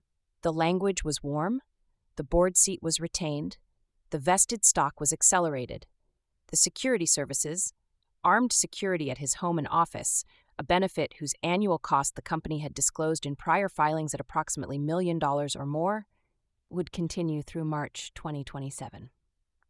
The continuation of security services for a departing executive of a sports betting company was a detail that spoke to a reality the company's marketing language never addressed. The founders of a gambling company operated under credible personal threats from a population whose losses the company's products had facilitated. Kalish had also been a substantial seller of DraftKings stock throughout 2025. He had sold more than $51 million worth of Class A shares across multiple transactions, and a 10b5-1 trading plan entered into on September 9, 2025, authorized him to sell an additional 1.26 million shares through March 3, 2026. His estimated net worth as of late October 2025 was approximately $276 million. Kalish's own statement, posted on LinkedIn, rendered the departure as the beginning of a new chapter rather than the end of an old one. It has been my privilege to spend the last 14 years building DraftKings from an idea between friends into the household name and global entertainment company it is today. He announced his intention to launch a new platform focused on partnering with talent and brands in the creator economy, a venture that would be revealed on December 16, 2025, as Hardscope, a vertically integrated creator media platform for which Kalish serves as CEO. The venture built on Kalish's $11 million 2024 investment in FaZe Media, the media-focused successor to FaZe Clan, the esports and influencer organization, an investment that had given him 49% ownership. The creator economy was, in the vocabulary of technology investment, the sector where the skills Kalish had developed, audience acquisition, engagement optimization, monetization, funnel design, could be deployed without the regulatory, legal, and ethical complications that had defined the gambling industry's relationship with its customers. The timing was not coincidental. Kalish's departure was announced the day after DraftKings' Q3 2025 earnings call, during which Robbins had disclosed the Railbird acquisition, confirmed the prediction market launch, and lowered the company's full-year revenue guidance to $6 billion. The company was entering its most significant strategic pivot since the PASPA-enabled sportsbook launch of 2018, and the pivot was being executed without the co-founder who had overseen the company's customer-facing operations for its entire existence. Whether the departure reflected a disagreement about the prediction market strategy, a personal decision to pursue new ventures, or the natural conclusion of a founder's engagement with a company that had matured beyond the startup phase, the filing did not say. The filing said, mutually agreed. The market interpreted the phrase with the skepticism it deserved. DraftKings stock, which had reached a 52-week high of approximately $48 in August 2025, had fallen to the low $30 by the time of the departure announcement. It would fall further to approximately $22 by late February 2026. The decline reflected not the departure itself, but the constellation of factors that surrounded it. The prediction market's uncertain regulatory future, the conservative 2026 guidance, the competitive pressure from Kalshi and Polymarket, and the state-level legal challenges that Chapter 17 documented. Kalish's exit was a symptom of the transition, not its cause. The company was changing. The company had always been changing. The departure was the first time the change was visible in the composition of the founding team. The layoffs arrived 97 days after Kalish's departure announcement. On February 24, 2026, 12 days after DraftKings reported record Q4 2025 revenue of $1.99 billion, a 43% year-over-year increase, and full-year net income of $3.7 million, the company's first GAAP profit, DraftKings confirmed that it was reorganizing some teams to better align their people with the most important priorities and areas of investment for the company. The corporate language was a euphemism whose meaning every employee recognized: layoffs. The company, which employed approximately 5,500 people across 13 countries at the end of 2025, did not disclose the number of affected positions. Citizens Capital Markets and Advisory Managing Director of Gaming Equity Research Jordan Bender estimated that the reduction could approach 5% of the workforce, approximately 275 employees, and projected annual cost savings of approximately $30 million based on a median employee salary of approximately $100,000. The cuts affected corporate functions and technology divisions. Customer-facing operations were largely preserved. The engineering teams that had built the SBTech integration, the single wallet architecture, the parlay builder, the behavioral targeting engine, the systems that this book has rendered across chapters 9, 10, and 11 were reduced. Content creation and sports analysis divisions were consolidated with external partnerships and automated content generation tools. Regional market development roles in newer betting states were eliminated as the company concentrated resources on its most profitable markets. It was the second major round of layoffs in 3 years. In February 2023, DraftKings had cut 140 positions, approximately 3.5% of its global workforce, primarily in roles held outside North America in regions including Europe and the Middle East, with human resources and engineering positions among those affected. The 2023 cuts had been attributed to the same language the 2026 cuts deployed: organizational alignment, priority optimization, operational efficiency. The pattern, growth followed by consolidation, hiring followed by layoffs, expansion followed by contraction, was characteristic of technology companies whose business models required heavy upfront investment in customer acquisition and technology development before the economics of scale produced sustainable profitability. The $6.5 billion in revenue and the $3.7 million in net income told the same story in different registers. The machine generated enormous revenue, and the machine consumed nearly all of it. The proximity of the layoffs to the earnings announcement, 12 days after the company reported its best financial quarter in history, produced a cognitive dissonance that the framework's reckoning structure was designed to render. The same company that was celebrating $1.99 billion in quarterly revenue was eliminating an estimated 275 jobs. The same CEO, who had announced record-adjusted EBITDA of $343 million, was authorizing a restructuring that was projected to save approximately $30 million annually, a figure that represented less than 0.5% of revenue, but that translated into an estimated 275 individual employment terminations, each one a person whose labor had contributed to the record the company was celebrating. The people who were laid off were not the users documented in Chapter 11. They were the operators documented in Chapter 10.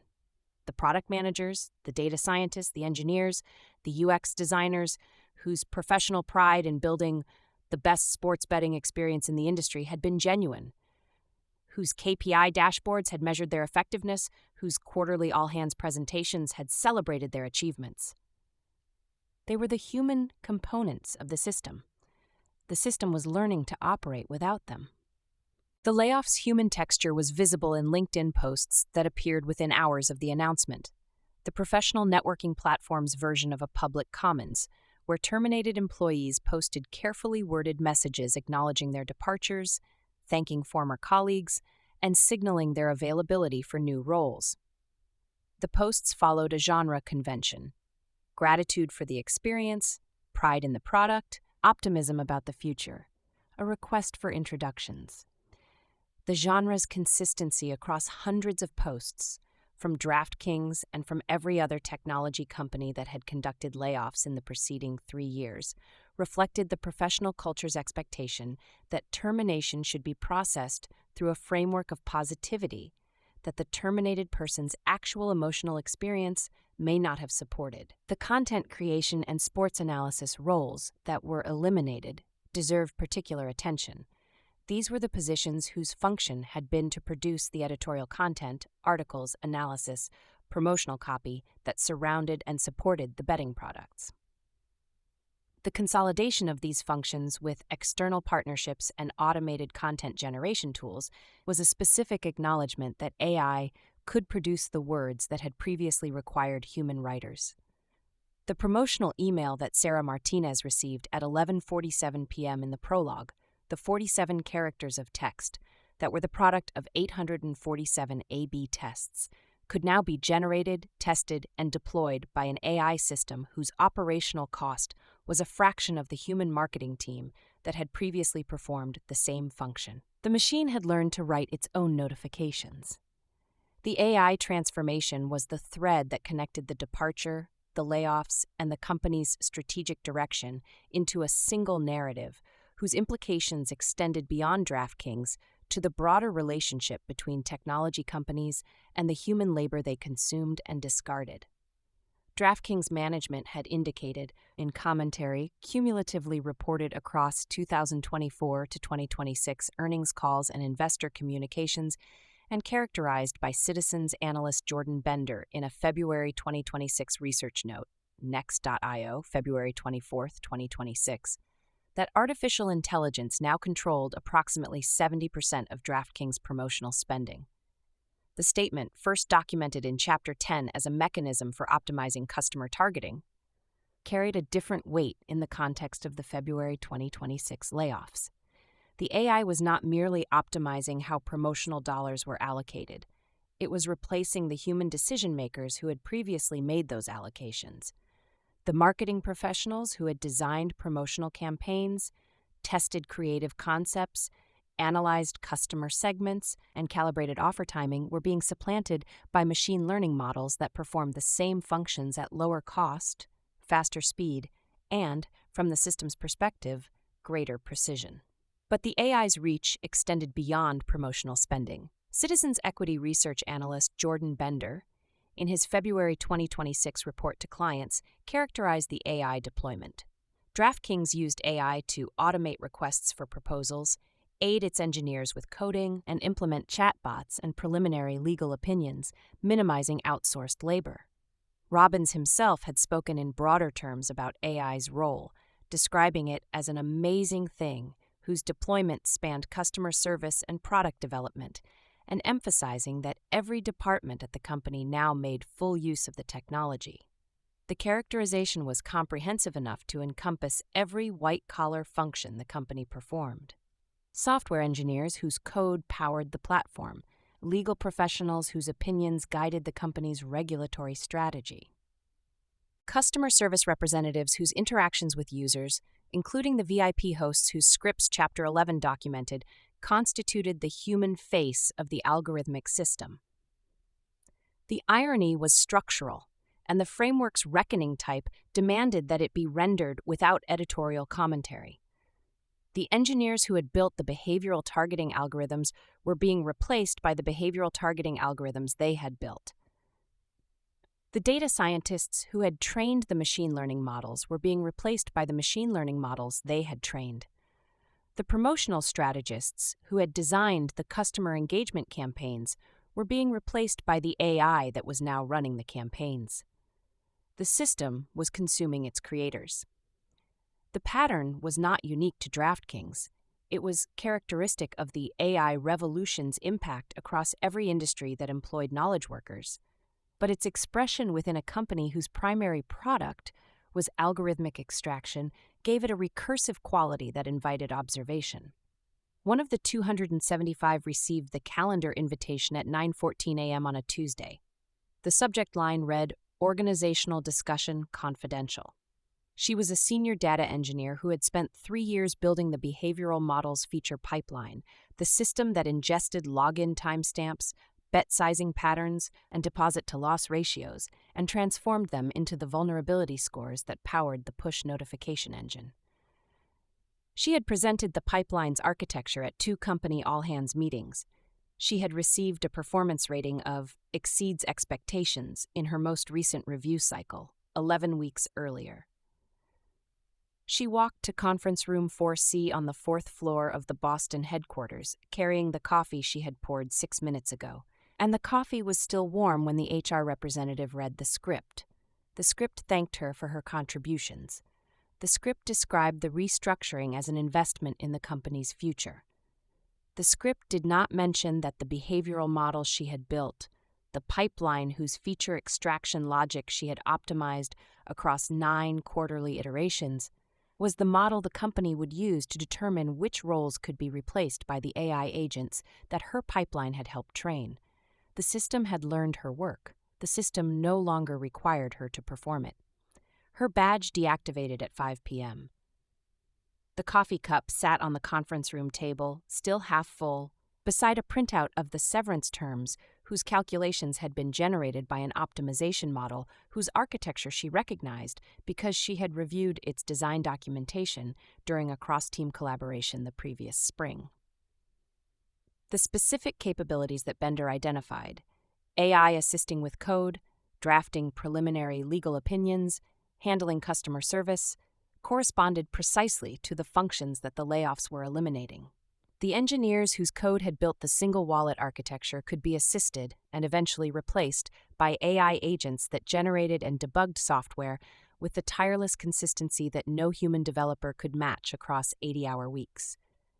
The legal professionals whose opinions had guided the company through 4 regulatory arbitrages, DFS exemption, interactive fantasy sports, sportsbook licensing, CFTC prediction market designation, could be assisted by AI agents that analyzed regulatory filings, drafted compliance documents, and identified jurisdictional risks with a speed that no legal team could replicate.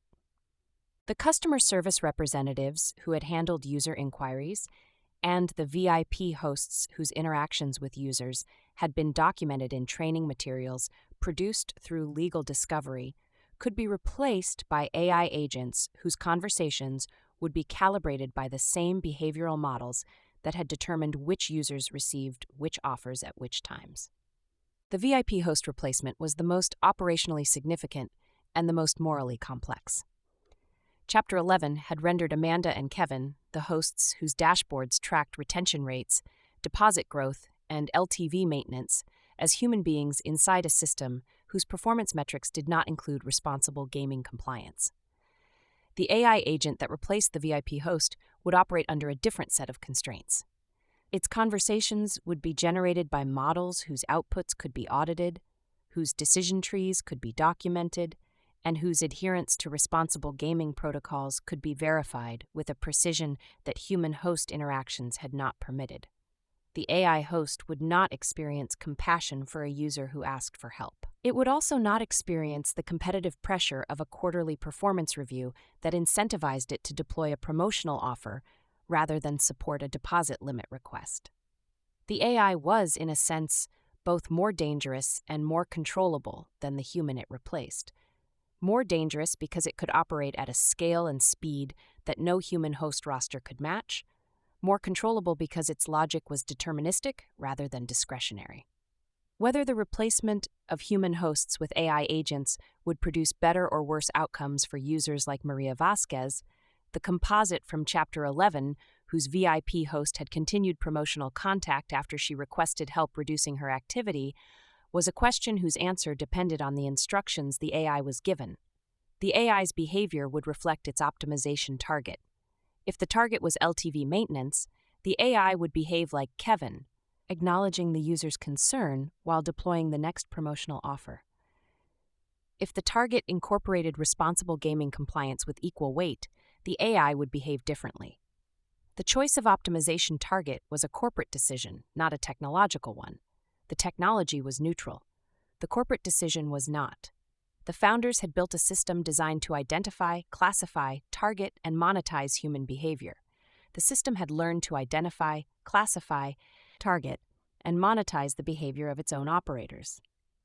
The VIP host who had called David Chen 3 days after a $1,200 loss could be replaced by an AI agent that made the same call with the same timing and the same script. The product manager, who had A/B tested the Parlay Builder's interface, could be replaced by an AI that ran the tests continuously, without quarterly reviews or stock option vesting schedules. The engineer who had built the geolocation compliance system could be replaced by an AI agent that wrote and debugged the code at a fraction of the cost. The $30 million in annual savings from the layoffs was the quantifiable expression of this replacement. The unquantifiable expression was the transformation of a company that had been built by human beings, 3 friends in a spare bedroom, joined over 14 years by thousands of employees whose collective labor had produced a $6 billion enterprise, into an organization whose stated strategic direction was to minimize its dependence on the human labor that had created it. Robbins had articulated this direction with characteristic analytical clarity, stating that the company would be able to basically replace what would have been human hires with AI agents and also reduce workers in certain areas as well. The statement was strategic. It was also, in the context of the 275 people whose positions had just been eliminated, a description of the mechanism by which their professional lives had been restructured. They had been replaced. The replacement was not personal. It was algorithmic. The algorithm did not know their names. It knew their cost. The witness voice, operating in retrospective mode, would bridge the departure and the layoffs to the founding. In the winter of 2011, 3 men had worked from a spare bedroom in Watertown, Massachusetts, building a platform that would compress a fantasy football season into a single day. The apartment was Paul Liberman's. The second bedroom contained Liberman's half-finished robotics projects, a custom database system, and the servers that would process the first DraftKings contest on MLB Opening Day 2012. Matt Kallish's whiteboard tracked a customer acquisition funnel whose total addressable market he estimated at 60 million fantasy football players. Jason Robbins' spreadsheet tracked every member of his fantasy football league with a precision that his Vistaprint colleagues found either impressive or concerning depending on their tolerance for unsolicited optimization proposals. The spare bedroom was small enough that the 3 founders could hear each other's phone conversations. It was inexpensive enough that the $1.4 million Series A funding round, closed in January 2012, could fund months of development before the product launched. It was anonymous enough that no regulator, no attorney general, no congressional committee, no trade association, and no federal agency knew or cared what 3 former Vistaprint employees were building in a Watertown apartment. The 3 men had different skills and shared a conviction. Robbins saw systems. Kallish saw funnels. Liberman saw code. Together, they saw a product that solved a problem, the dead team problem, the Saturday morning boredom of a fantasy football player whose season-long roster had been eliminated by Week 8, and they built the solution with the focused energy of people whose ambition exceeded their circumstances. The solution worked, the product launched, the users arrived, the deposits flowed, the investors followed, the company grew. The growth consumed 14 years, 4 regulatory arbitrages, 5 product verticals, dozens of acquisitions, hundreds of millions of dollars in lobbying and promotional spending, Thousands of employees across 13 countries, millions of users whose deposits funded the machine, and 3 founders whose partnership had survived every crisis the industry and the legal system had produced. The DFS insider trading scandal, the Attorney General wars, the FTC merger block, the pandemic SPAC launch, the VIP class action, the NFT debacle, the prediction market pivot, the AGA rupture, the Nevada withdrawal, the jurisdictional war. The partnership had survived everything except the company's success. The company that 3 friends built had become too large, too complex, too institutional, too algorithmic for the startup informality that had defined its founding culture. The whiteboard had been replaced by a dashboard. The funnel had been automated. The customer whose acquisition Kalish had personally overseen in 2012 was now acquired, classified, targeted, and monetized by a system whose decision logic no individual human, including Kalish, fully observed. The system did not need the founder's instinct. The system had absorbed the instinct and encoded it in models whose outputs exceeded the founder's capacity to process. The founder was, in the system's accounting, an operating expense whose function could be distributed across cheaper, faster, more scalable alternatives. 14 years later, the company those men built employed 5,500 people, generated $6.05 billion in annual revenue, operated in 29 states plus the District of Columbia, Puerto Rico, and Ontario, held a federal exchange designation from the CFTC, had resigned from the American Gaming Association, had withdrawn its Nevada gaming license application, was being sued in multiple state and federal courts, was the subject of regulatory investigations on 2 fronts, had settled class action lawsuits totaling tens of millions of dollars, and was deploying artificial intelligence to replace the human operators it no longer needed. One of the 3 founders was leaving. The second was running the machine. The third was maintaining its technology. The machine they had built was producing more revenue, more profit, more market share, and more legal exposure than anything they could have imagined in the spare bedroom. The machine was also producing fewer jobs. The machine was designed to produce fewer jobs. The machine's efficiency was measured in part by its ability to perform functions that had previously required human labor. The layoffs were not a failure of the machine. They were evidence that the machine was working. Matt Kalish's departure was effective March 31, 2026. On that date, for the first time since December 2011, when 3 colleagues from a business card company decided to solve the dead team problem, the company would operate without one of its founding trio in an executive role. The remaining 2, Robbins as CEO, Liberman as president of global product and technology, would continue to build the machine. The machine would continue to optimize, the algorithm would continue to learn, the users would continue to deposit, the money would continue to flow. The spare bedroom in Watertown was still there. The apartment building still stood. The laundromat next door still operated. The second bedroom was occupied by someone else now, someone who did not know what had been built in it, or what it had become, or what it had cost. The house always wins. One of the architects had left the building. Chapter 19, $6 billion. The number arrived on February 12, 2026, embedded in a press release that DraftKings investor relations team distributed at 4:05 p.m. Eastern, 5 minutes after the NASDAQ closing bell. Revenue for fiscal year 2025, $6,054,000. The figure required 10 digits to render. It represented a 27% increase over the $4.768 billion the company had reported for fiscal year 2024, growth that, if sustained, would double the company's top line in fewer than 3 years. The press release deployed the figure in the first sentence of the first paragraph, positioned above the company's name, above the CEO's quote, above the forward-looking statements and the non-GAAP reconciliations and the safe harbor disclaimers. The number was the headline. The number was the argument. The number was the proof that the machine worked. Below the $6.5 billion in the second paragraph, a smaller number, $3.7 million. Net income. The first full-year GAAP profit in the company's history.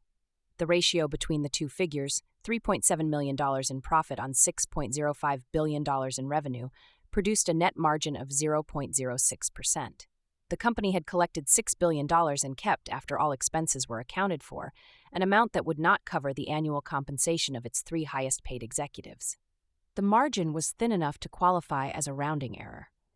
It was also, in the accounting of publicly traded companies, the difference between a company that lost money and a company that made it, between a narrative of unsustainable growth and a narrative of validated business model, between a stock that analysts rated as speculative and a stock that analysts rated as investable. The $3.7 million was not meaningful as money. It was meaningful as proof.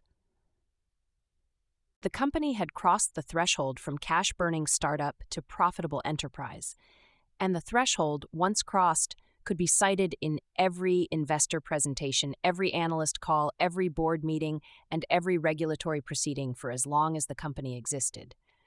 The fourth quarter of 2025 had delivered the strongest performance in the company's history. Revenue of $1.99 billion, precisely 1,989 million, a 43% increase over Q4 2024's $1,393 million, driven by the NFL season, the NBA's opening months, and what the earnings call transcript described as strong customer engagement across all verticals.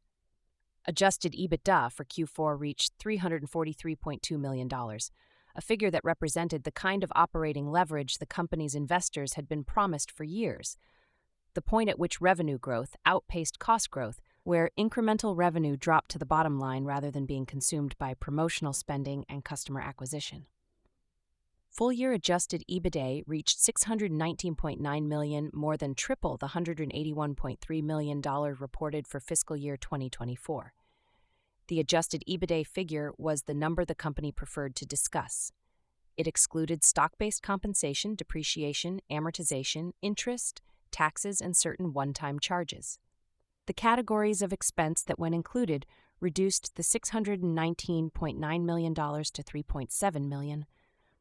The distance between the two numbers was the distance between the company's preferred self-portrait and its audited reflection. Jason Robbins opened the earnings call at 4:30 p.m.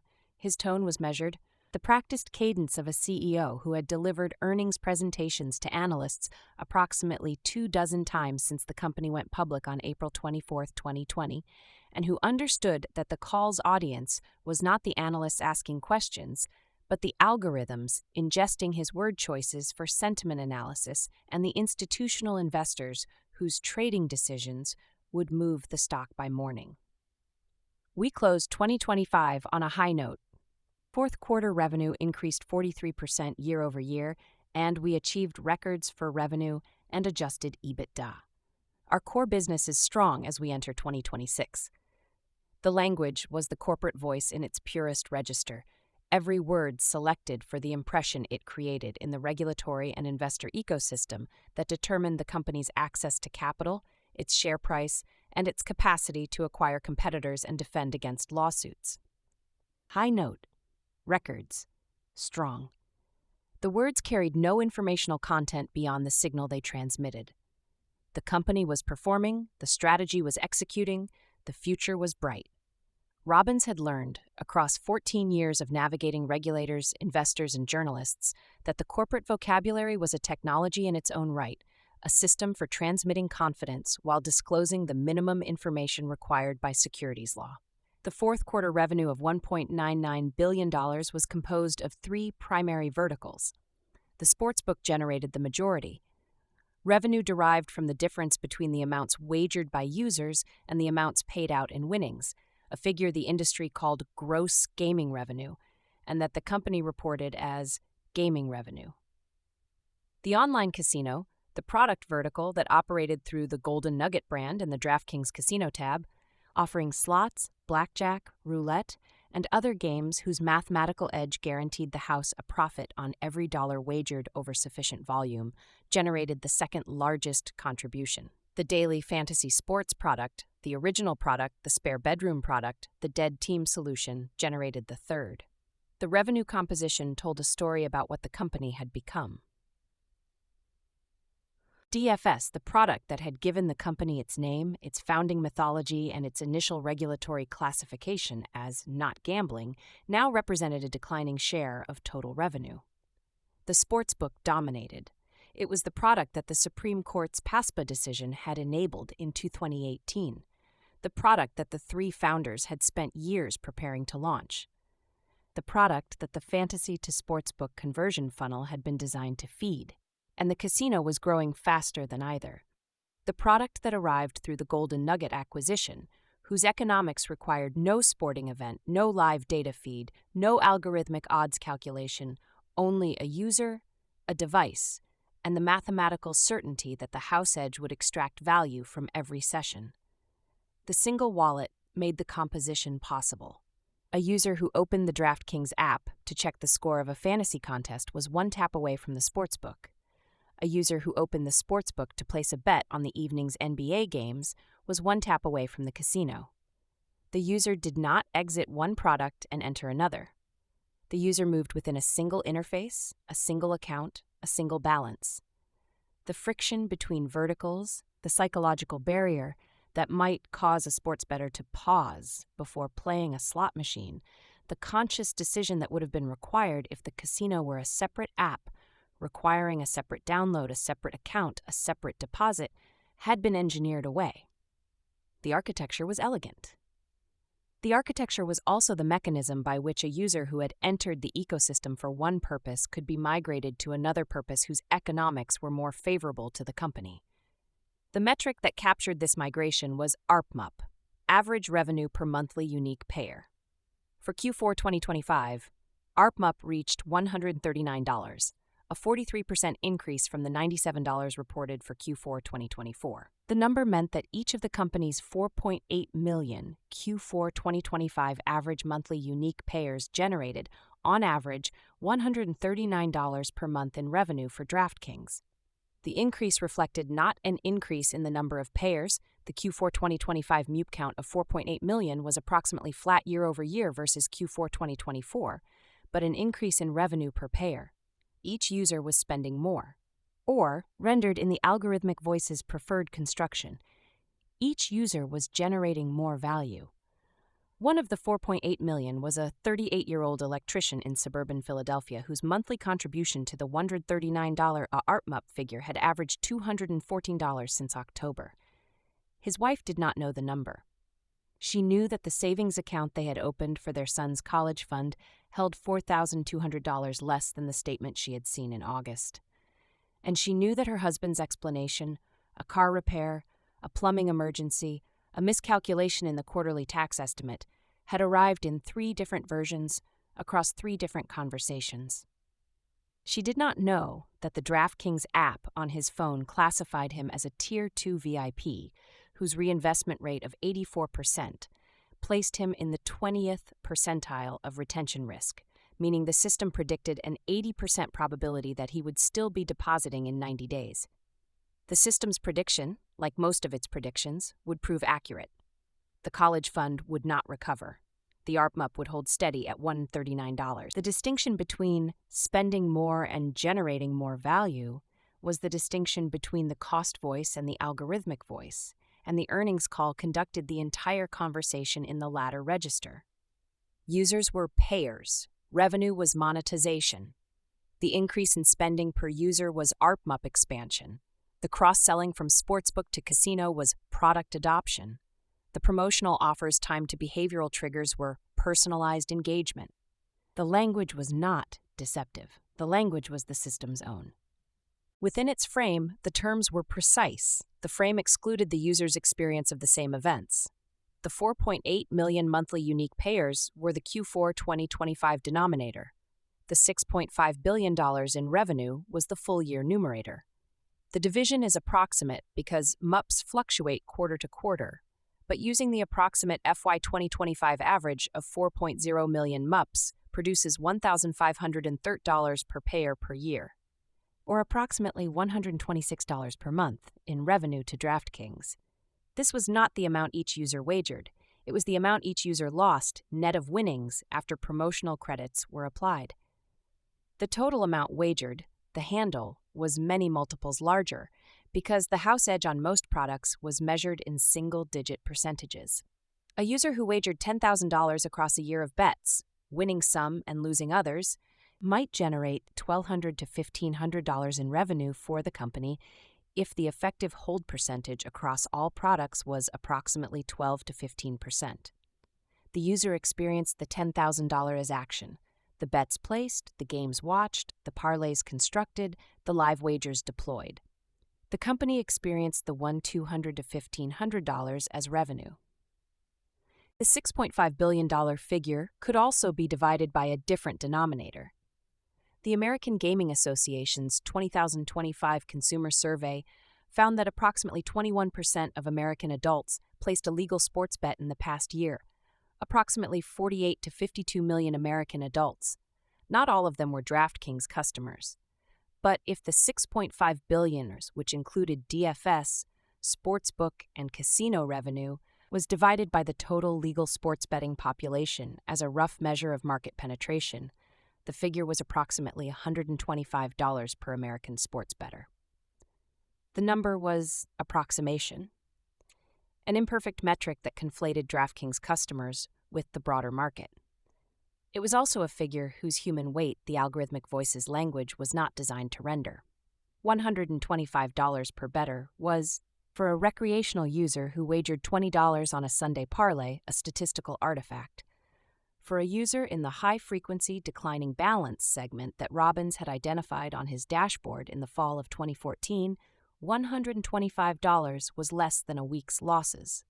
The concentration was the number the earnings call did not discuss. Industry research and problem gambling literature consistently document that a small percentage of gambling platform users generate a disproportionate share of revenue. Concentration patterns often characterized as Pareto distributions, with approximately 3 to 5% of the most active users generating 40 to 50% of platform revenue. Internal analytics at major sportsbooks, referenced in multiple VIP program class action filings and disclosed through legal discovery in cases such as those Chapter 11 rendered, consistently show similar concentration patterns at major U.S. sportsbook operators. The figures are sometimes contested by operators' legal teams, which argue that plaintiffs' methodologies inflate concentration by defining user base to include inactive accounts and by attributing casino revenue to accounts whose primary activity is sportsbook wagering. The methodological disputes are genuine. The underlying pattern is not in dispute. A small percentage of users generate a disproportionate share of revenue. The pattern was not unique to DraftKings.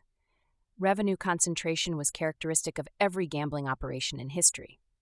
The economics of the casino industry, from the wire rooms of the 1940s to the Las Vegas Strip to the online platforms of the 2020s, had always depended on a minority of users whose spending exceeded recreational norms. The industry called them whales. The company called them VIP customers. The responsible gaming literature called them high-risk users.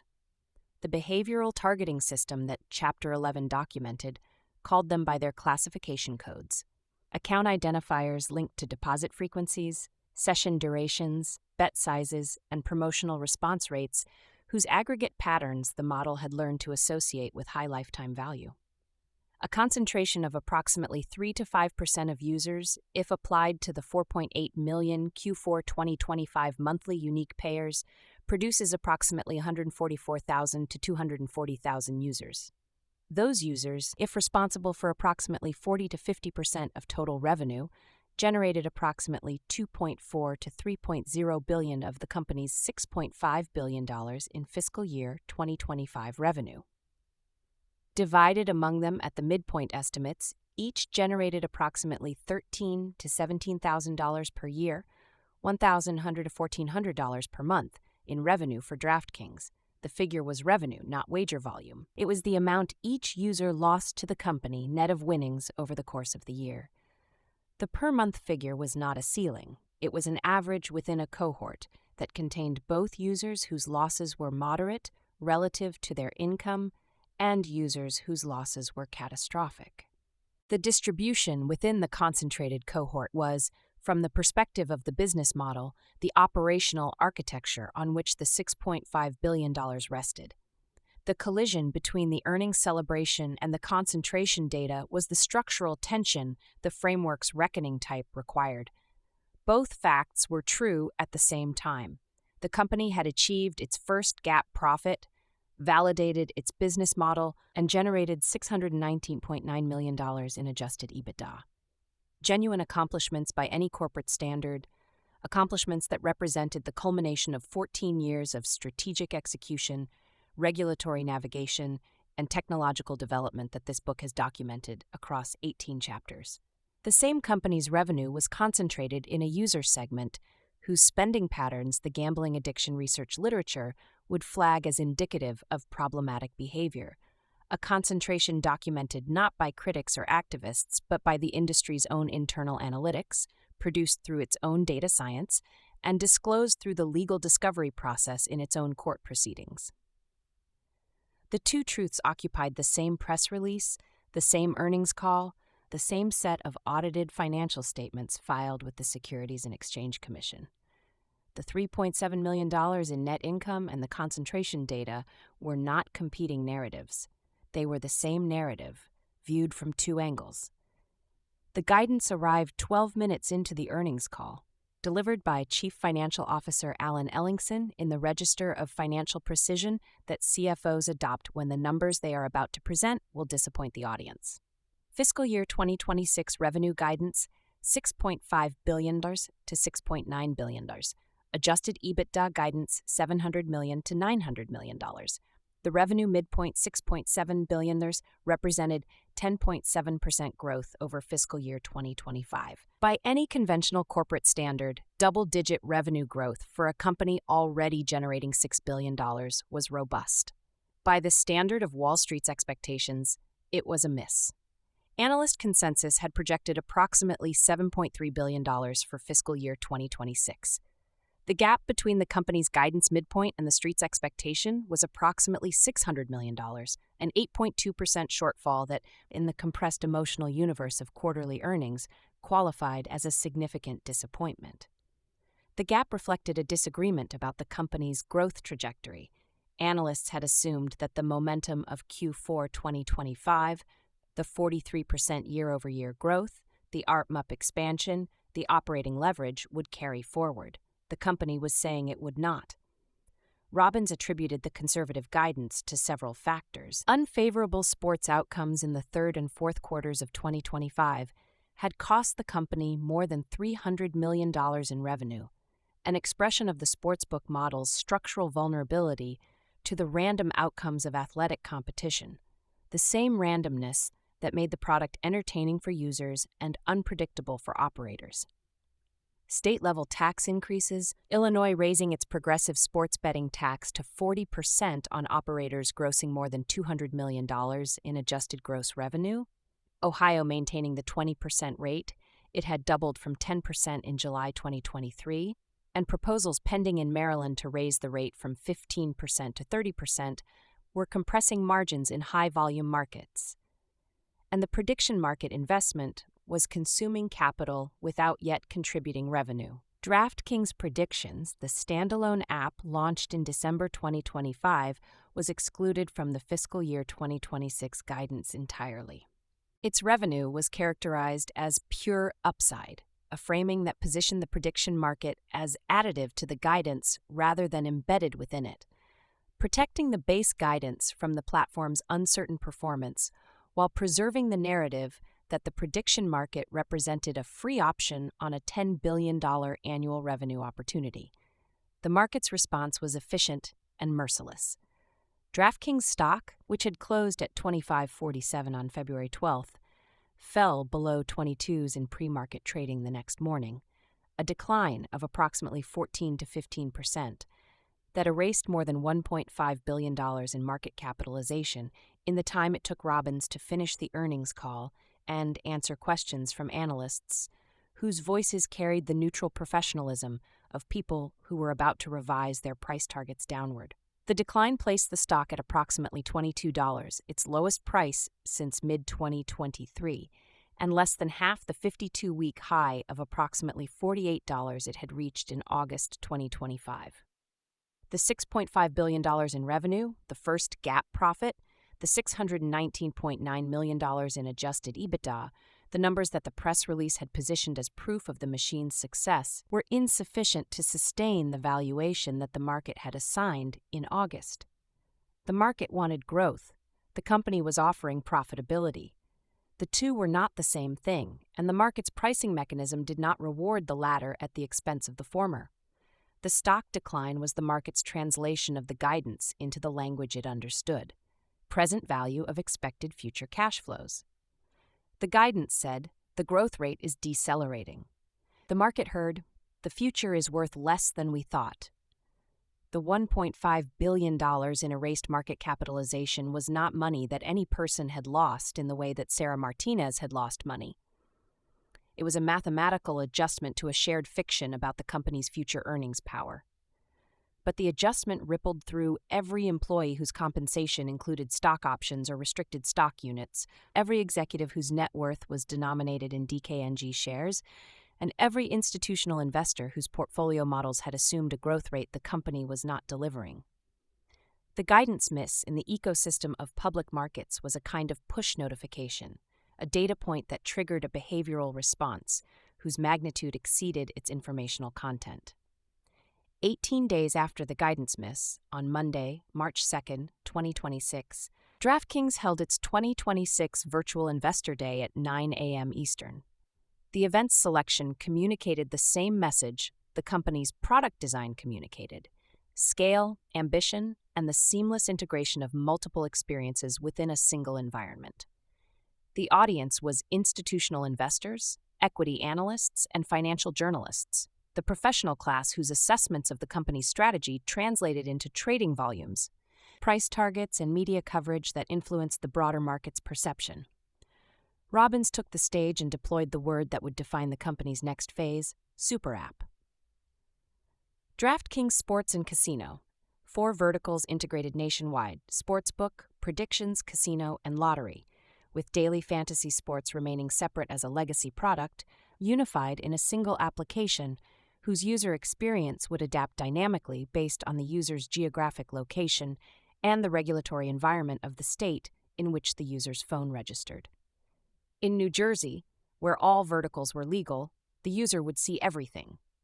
In California, where traditional sports betting remained illegal, but prediction markets operated under CFTC jurisdiction, and the lottery was available through the Jackpocket acquisition, the user would see predictions and lottery. In Texas, where no form of sports betting was legal, but prediction markets claimed federal preemption, the user would see predictions. In every state, the user would see something. The application would never present a blank screen. It would never tell the user that the product was unavailable. It would show the user what was available and let the architecture do the rest. A sports product everywhere for customers across the entire country. The phrase was Robbins' distillation of the strategy into the 7 words that investor presentations required, the sentence that an analyst could quote in a research note, that a journalist could use as a headline, that a competitor could study for the strategic intent it revealed. Robbins continued, "All of our national marketing now will be working across the entire country instead of across a subset of states where we have sports betting." The 7 words described an ambition that no American gambling company had achieved: a nationwide platform offering a real money wagering product in every state, unconstrained by the state-by-state licensing regime that had defined the industry since PASPA's repeal. The prediction market was the key.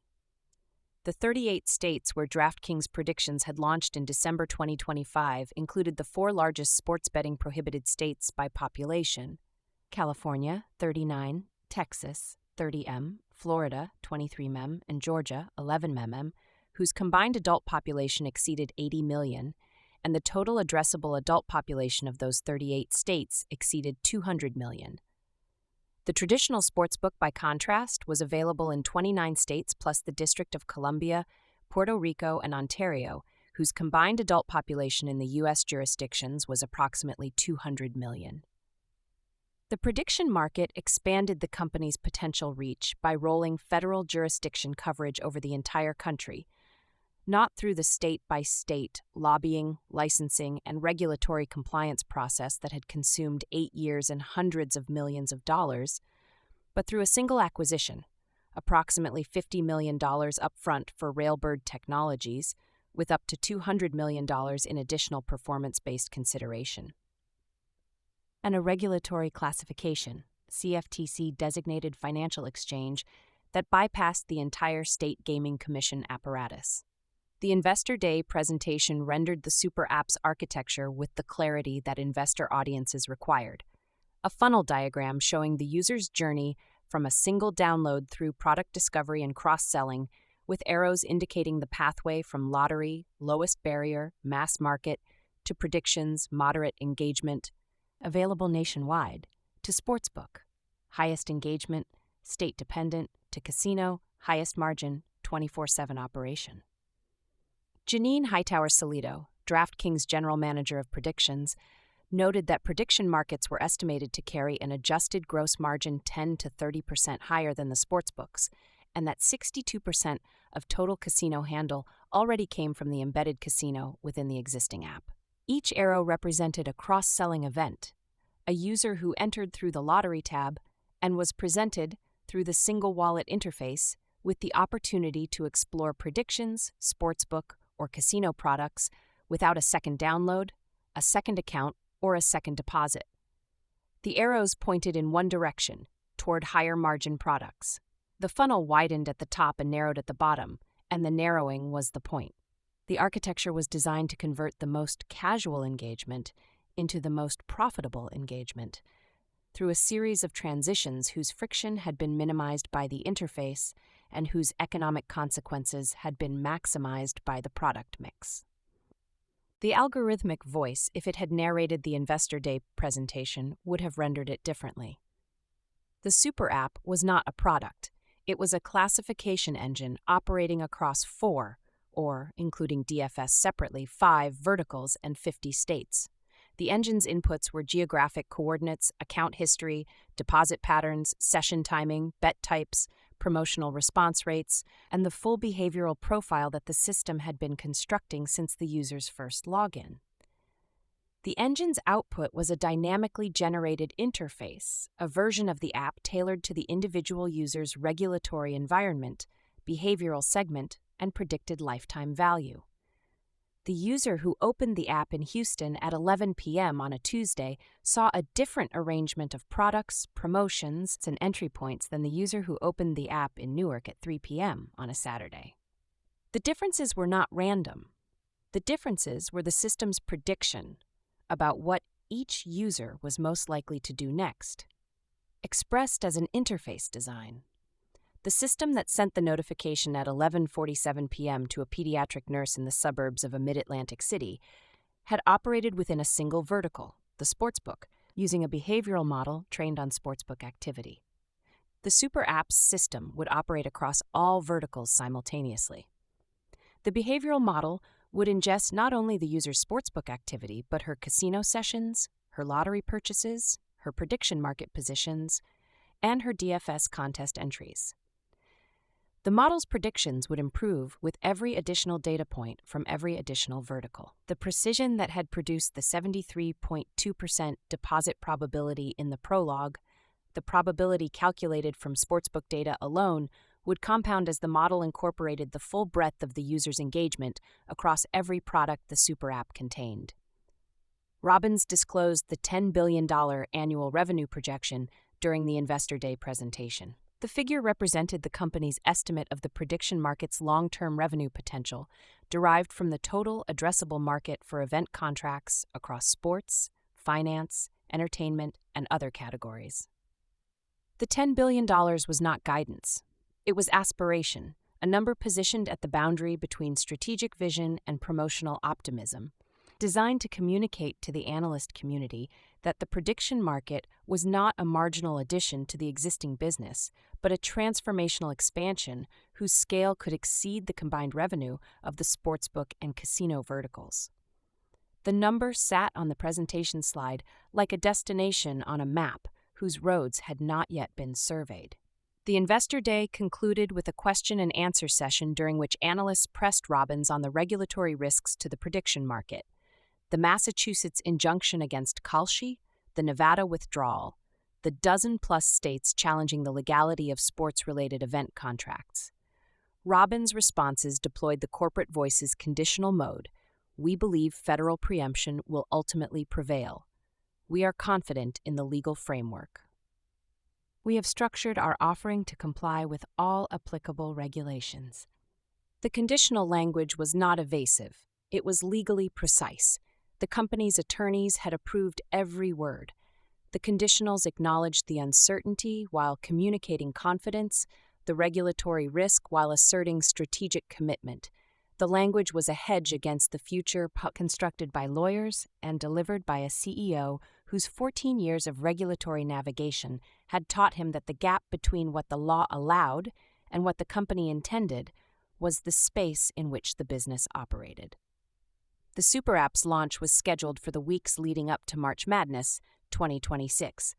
Tournament begins March 17, 2026. The timing placed it after the earnings call, after the investor day, after the guidance miss and the stock decline, after the layoffs and Kalish's departure.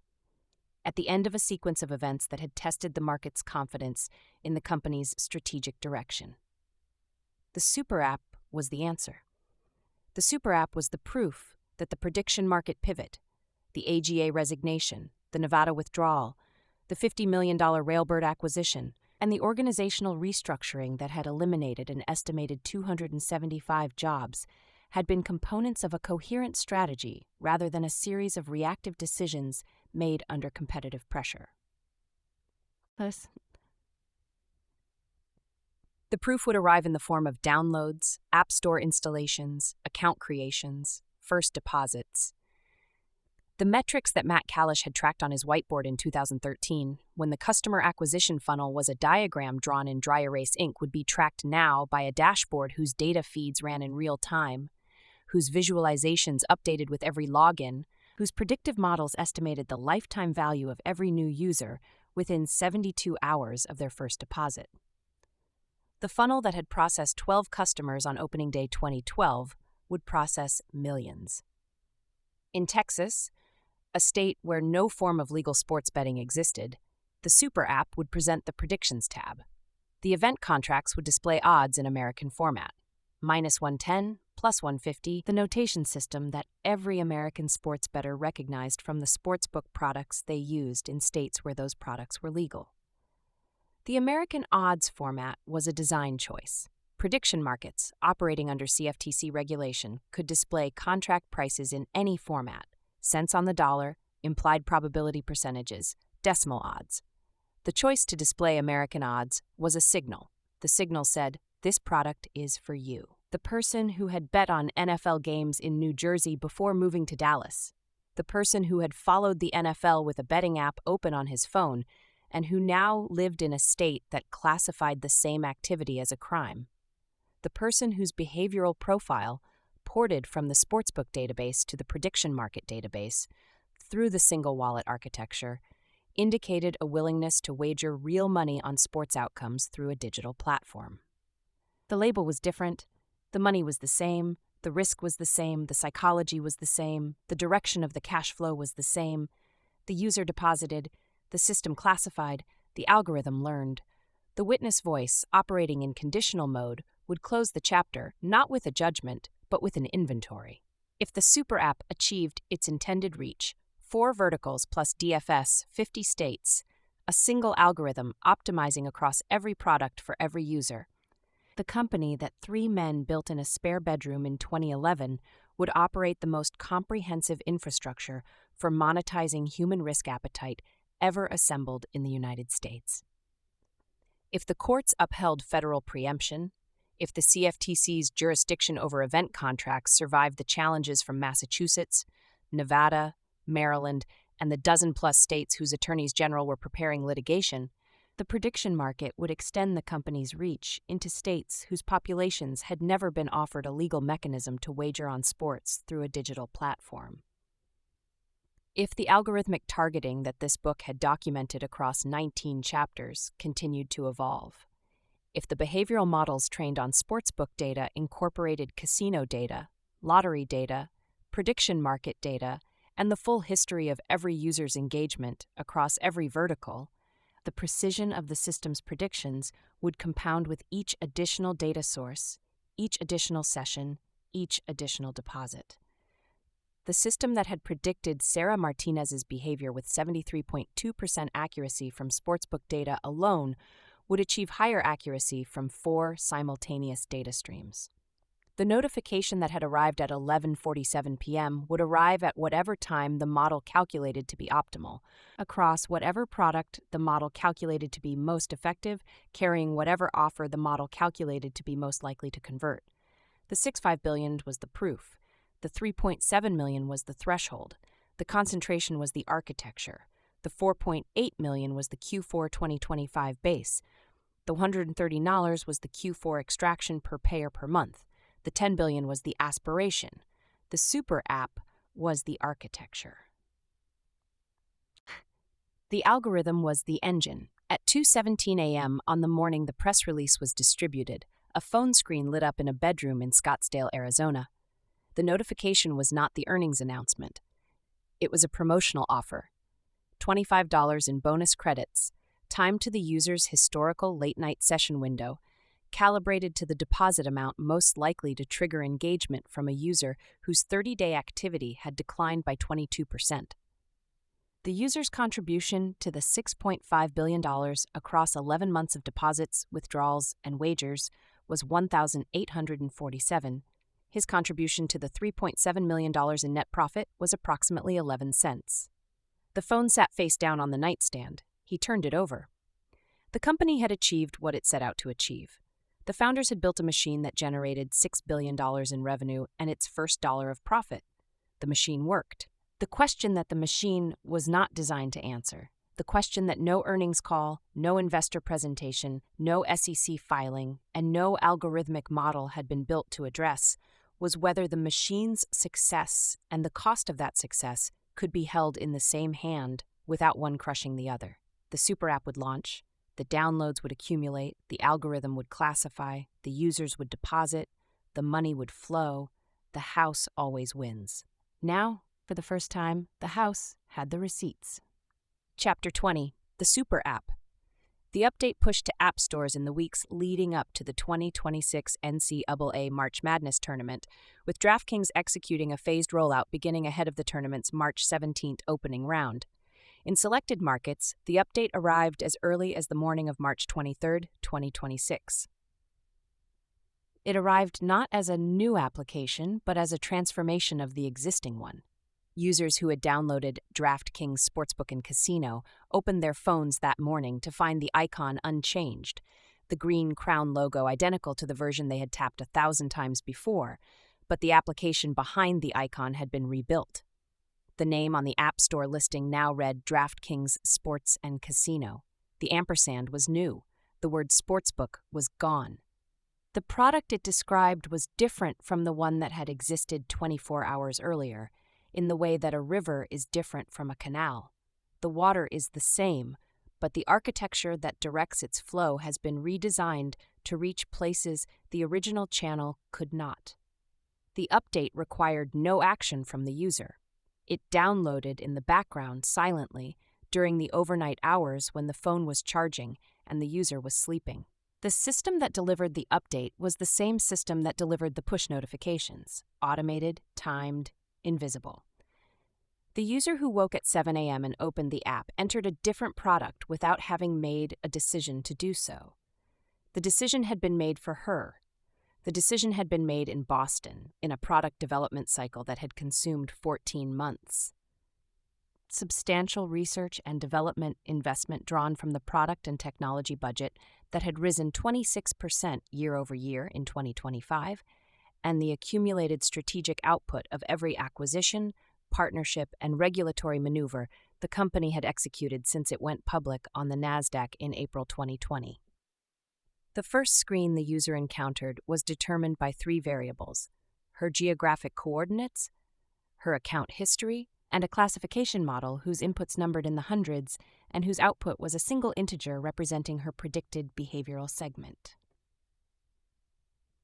The model ran in the time between the tap on the icon and the rendering of the interface, a window measured in milliseconds, during which the system resolved her location against a regulatory database mapping each of the 3,144 counties and county equivalents in the United States to the specific combination of products legally available within its boundaries. The resolution was granular. A user in Clark County, Nevada, where DraftKings had voluntarily withdrawn its sportsbook to protect its prediction market operations from the Gaming Control Board's licensing ultimatum, would see a different product mix than a user in Washoe County in the same state. A user standing on one side of the Hudson River would see 4 verticals. A user standing on the other side might see 2. The geography was the same. The regulatory classification was not. In New Jersey, the screen displayed everything: sportsbook, casino, predictions, lottery. 4 tabs arranged across the bottom of the interface, each one a doorway into a product vertical whose economics, regulatory framework, and user behavior differed from the others, all of them connected by the single wallet that allowed funds to move between verticals without friction, without a second deposit, without the conscious decision that a separate application would have required. The user's $200 balance was available in all 4 Super App tabs simultaneously. The money did not move when the user switched from sportsbook to casino. The money was already there.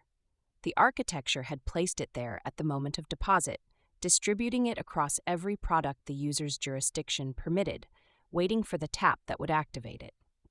The DFS product, DraftKings' original legacy vertical, the daily fantasy contests whose launch on MLB opening day in 2012 had begun the company's 14-year arc, remained a separate standalone application under the new architecture. The decision was deliberate. DFS had a dedicated audience whose engagement patterns differed from the sportsbook user, and the company was unwilling to disrupt the core fantasy player by folding the product into a multi-vertical super app whose primary optimization target was cross-selling to higher-margin regulated products. DFS continued under its own app icon, its own home screen, its own tab structure. In DraftKings' publicly rendered product strategy, DFS was a preserved asset. In the super app's optimization logic, it was a vertical whose cross-sell economics did not justify the architectural complexity of integration. The design of the super app's tab bar was the product of extensive interface testing conducted across the preceding months. The tests had evaluated tab ordering, icon design, color differentiation, label length, and the specific arrangement most likely to produce what the product team's internal metrics called vertical discovery rate, the percentage of users who, within their first 7 sessions, tapped on a product tab they had not previously used. The winning configuration placed the Sportsbook tab first, the primary product for the majority of existing users, the Casino tab second, the highest margin vertical, the Predictions tab third, the newest product, positioned for curiosity-driven exploration, and the Lottery tab fourth, the mass market entry point, positioned last because users acquired through lottery were expected to discover the higher margin products through the natural leftward movement of interface exploration. The tab ordering was not random. The tab ordering was the system's hypothesis about human behavior, expressed as interface architecture, tested against data, and deployed at scale. In California, the screen displayed 2 tabs: Predictions, Lottery. The Sportsbook tab was absent. The Casino tab was absent. California had not legalized online sports betting. California had not legalized online casino gaming.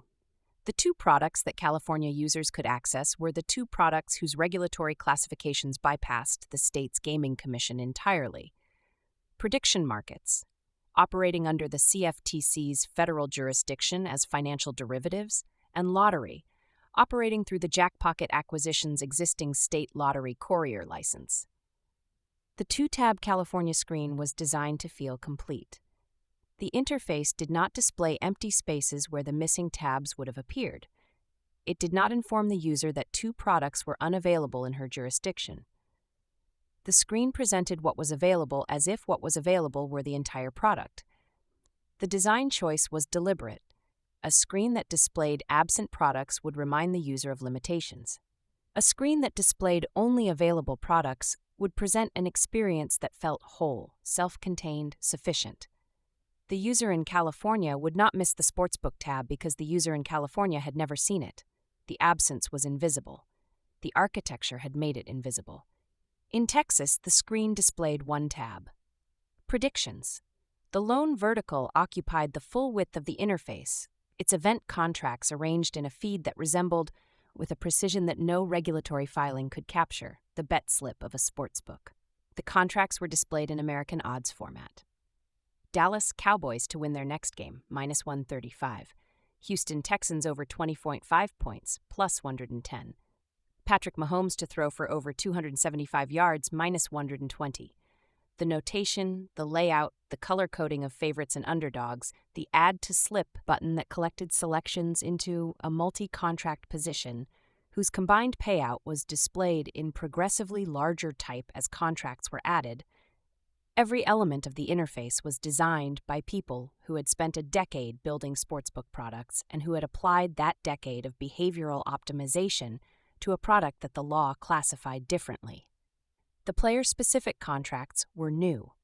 They had arrived on the platform through the agreement with Crypto.com, Derivatives North America, announced on February 6, 2026. The partnership connected DraftKings predictions to a second CFTC-regulated designated contract market and derivatives clearing organization, supplementing the existing financial and sports contracts provided through CME Group and the Railbird Exchange that the company planned to integrate in the coming months. The Crypto.com agreement expanded the prediction market's catalog across soccer, MMA, golf, boxing, tennis, and the Olympic Games, and established the framework for categories that had never appeared on a DraftKings product: politics, culture, entertainment. The architecture of the prediction market was, through the accumulation of exchange partnerships, becoming the architecture of a general-purpose wagering platform whose contract categories were limited only by the CFTC's willingness to approve them. The player-specific contracts were the most significant addition. A contract on whether Patrick Mahomes would throw for over 275 yards in a given game was, in every dimension that the user could perceive, a player prop bet. The user who had placed player prop bets on the DraftKings Sportsbook in New Jersey, who had wagered on receiving yards and touchdown totals and passing completions every Sunday for 3 NFL seasons, would recognize the Mahomes contract in the Texas Predictions tab as the same product wearing different clothes. The odds format was the same. The settlement logic was the same. The counterparty risk borne by the CFTC-regulated clearinghouse was functionally equivalent to the counterparty risk borne by the state-licensed sportsbook. The economic activity was identical: depositing money, selecting an outcome, waiting for the event to resolve, collecting a payout, or absorbing a loss. The regulatory classification was different. The classification was the only thing that allowed the contract to exist on a screen in Texas, a state where the same wager, placed through the same interface, settled against the same outcome, would have been a crime if it had been called a bet instead of an event contract. The algorithmic voice would render the Texas user's first session with the neutrality of a system that processes inputs without evaluating their human significance. Account creation, 7:42 p.m. Central, March 23, 2026. Device, iPhone 15 Pro, operating system version 18.3.2. Location, Dallas County, Texas, latitude 32.7767, longitude -96.7970. Regulatory classification resolved, predictions only. Account type, new. Referral source, paid social media advertisement, campaign ID, DKPTX03/2026 NFL, targeting parameters including males aged 25 to 44 in Texas designated market areas with prior engagement with sports betting content on Instagram and X. Cost per impression, 0.047, cost per click, $1.23, cost per account creation, $14.87. The user's name was irrelevant to the system. His age, 31, occupation, petroleum engineer. Household income bracket, $85,000 to $99,999, estimated from census tract data linked to his billing zip code. And prior gambling history, none documented on the platform. Behavioral indicators from ad engagement patterns suggesting familiarity with sports betting interfaces were inputs to the classification model. The model assigned him to segment T7, New to platform, sports engaged, moderate predicted LTV, high cross-sell potential if sportsbook becomes available in jurisdiction. The T prefix designated Texas-specific segments, a classification tier that had not existed before December 2025 because DraftKings had not operated in Texas before December 2025. The segment was 3 months old. The model that generated it had been trained on data from the 38-state prediction market launch and refined with each additional week of user behavior. First deposit, $50. Payment method, Apple Pay linked to a Chase debit card. The deposit was processed in 1.7 seconds. The $50 appeared in his predictions balance. There was no other balance to display. The single wallet in Texas contained a single vertical. The wallet was a room with one door. The door led to event contracts. First contract purchased. Dallas Cowboys to cover a 3.5-point spread against the Philadelphia Eagles in Week 1 of the 2026 NFL season. Contract price 48 cents, equivalent to plus 108 in American odds. Position size $25. Maximum payout if the contract settled at $152.08. Maximum loss $25. The contract had been created by Crypto.com, Derivatives North America, listed on the CFTC regulated exchange, and made available to the user through DraftKings' wholly owned subsidiary, Gus3 Inc., DBA DraftKings Predictions, in its role as an introducing broker registered with the National Futures Association. The user did not read the regulatory disclosures. The disclosures were available. The Responsible Trading Program provided tools and educational resources within the app. The disclosures explained that event contracts were financial derivatives, not sports bets, and that the user was trading on a CFTC-regulated exchange through a registered intermediary. The disclosures were accurate. The user scrolled past them in 0.4 seconds, a duration the system recorded as part of his behavioral profile. Across the platform's first 3 months of operation, the product team tracked aggregate user engagement with the disclosure screen as a metric called disclosure engagement rate. The overwhelming majority of users spent less than 1 second on the disclosure screen. The user added a second contract to his slip. Dak Prescott to throw for over 250 yards, 52 minus 108. Position size $15. Then a third, Cowboys-Eagles total points over 45.5 plus 113. Position size $10. The multi-contract slip displayed the combined potential payout in the same progressively larger font that the parlay builder had used on the sportsbook product for 3 years. The interface did not call it a parlay. The interface called it a multi-contract position. The font grew in the same way. The mathematics of combined probability worked in the same way. The dopamine response to the growing number worked in the same way. Total position $50. Combined potential payout $287.43. The number filled the screen. The system logged the session. Duration 11 minutes. Contracts purchased 3. Total position size $50. Deposit to position ratio 1.0. The user had wagered his entire deposit in his first session. The ratio was flagged by the classification model as a behavioral indicator associated with new market users who, according to the model's training data, were likely to deposit again within 72 hours at above baseline probability. The system cued no intervention. The user was new. The behavioral profile was thin. The model lacked the data density to generate a personalized promotional offer with the precision it applied to users whose profiles contained months of session history. The first session was data collection. The system was patient. It would learn his patterns. It would learn his timing. It would learn his preferred sports, his bet-sizing tendencies, his response to losses, his response to wins, his deposit frequency, his session duration, his scroll speed through the contract feed. Each data point would refine the model's prediction. Each prediction would inform the next intervention. The user closed the app. He placed his phone on the kitchen counter beside a half-eaten plate of takeout and a laptop open to a petroleum engineering simulation. He did not know that he had just completed the first session of what the company's internal documents classified as a new market user journey, a sequence of interactions whose architecture had been designed by a team that had spent 14 years optimizing the distance between a first deposit and a lifetime of engagement. He did not know that the interface he had used was built by the same team that had built the sportsbook interface in New Jersey, using the same design principles, the same behavioral research, the same A/B testing methodology, and the same optimization target: maximize lifetime value per user. He did not know that the event contracts he had purchased were settled through a CFTC-regulated clearinghouse, because the clearinghouse designation was the legal mechanism that allowed the product to exist in his state, and that the same product, classified as a sportsbook bet, would have required a Texas state legislature that had shown no interest in legalizing sports betting. He did not know that his behavioral data, generated in his first 11 minutes on the platform, had already been ingested by a classification model whose purpose was to predict what he would do next, how much he would deposit, how often he would return, and what intervention, delivered at what time, in what format, at what dollar amount, would most effectively convert his casual curiosity into sustained engagement.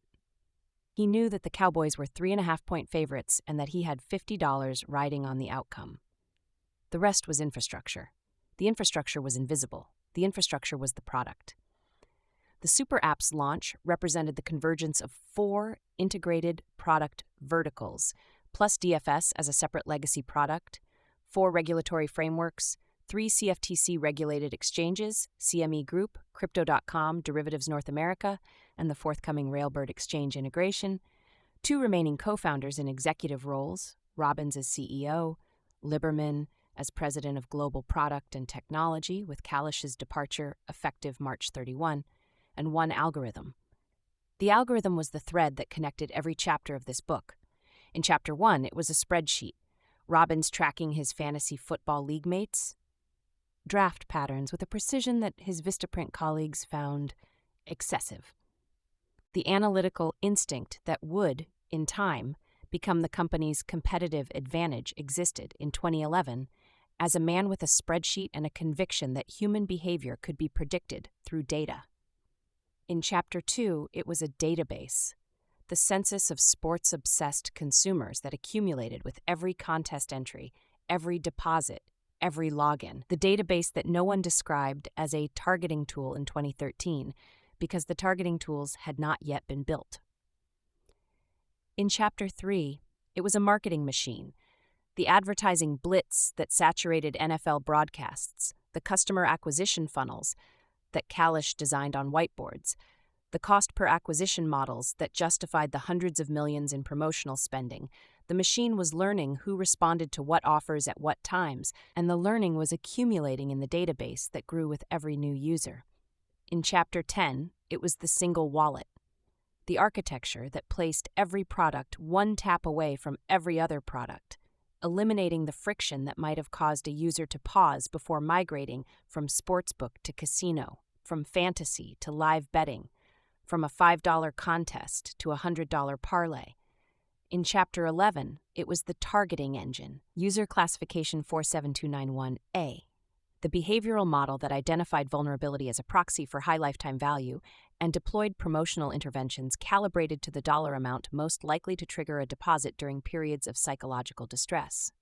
The VIP host scripts, the confidential VIP program settlements, the concentration pattern. In Chapter 18, it was the replacement, the AI that controlled approximately 70% of promotional spending, that automated requests for proposals, aided engineers with coding, implemented chatbots, and drafted preliminary legal opinions, the system that had consumed its creators, replacing the human operators who built it with automated agents that performed the same functions at lower cost and higher speed. Now, in the Super App, the algorithm operated across 4 integrated verticals and 50 states simultaneously. The model that had been trained on sportsbook data alone now ingested sportsbook data, casino data, lottery data, and prediction market data. The model that had classified users within a single product now classified users across every product the platform contained. The model that had predicted Sarah Martinez's deposit probability at 73.2% from one data stream could calculate the same probability from 4. The compounding was mathematical. Each additional vertical provided behavioral data that the model could cross-reference against the user's activity in every other vertical.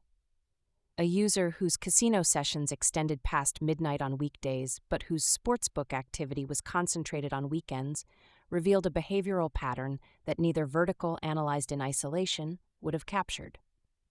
A user whose lottery purchases spiked in the week following a sportsbook losing streak revealed a cross-vertical response to loss that the promotional targeting engine could exploit by timing a lottery-specific offer to the behavioral window the sportsbook data had identified. A user whose prediction market positions concentrated on player props during NFL season and shifted to financial contracts during the off-season revealed a risk appetite profile that informed the model's recommendations across every vertical, every day, every session. The single wallet was no longer a convenience feature. The single wallet was the data pipeline. Every transaction in every vertical fed the same model. The model's output governed the user's experience in every vertical. The loop was closed.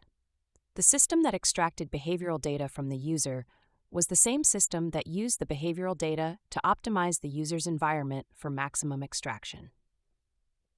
The loop operated continuously, updating with every session, improving with every transaction, compounding with every new data point across every new vertical.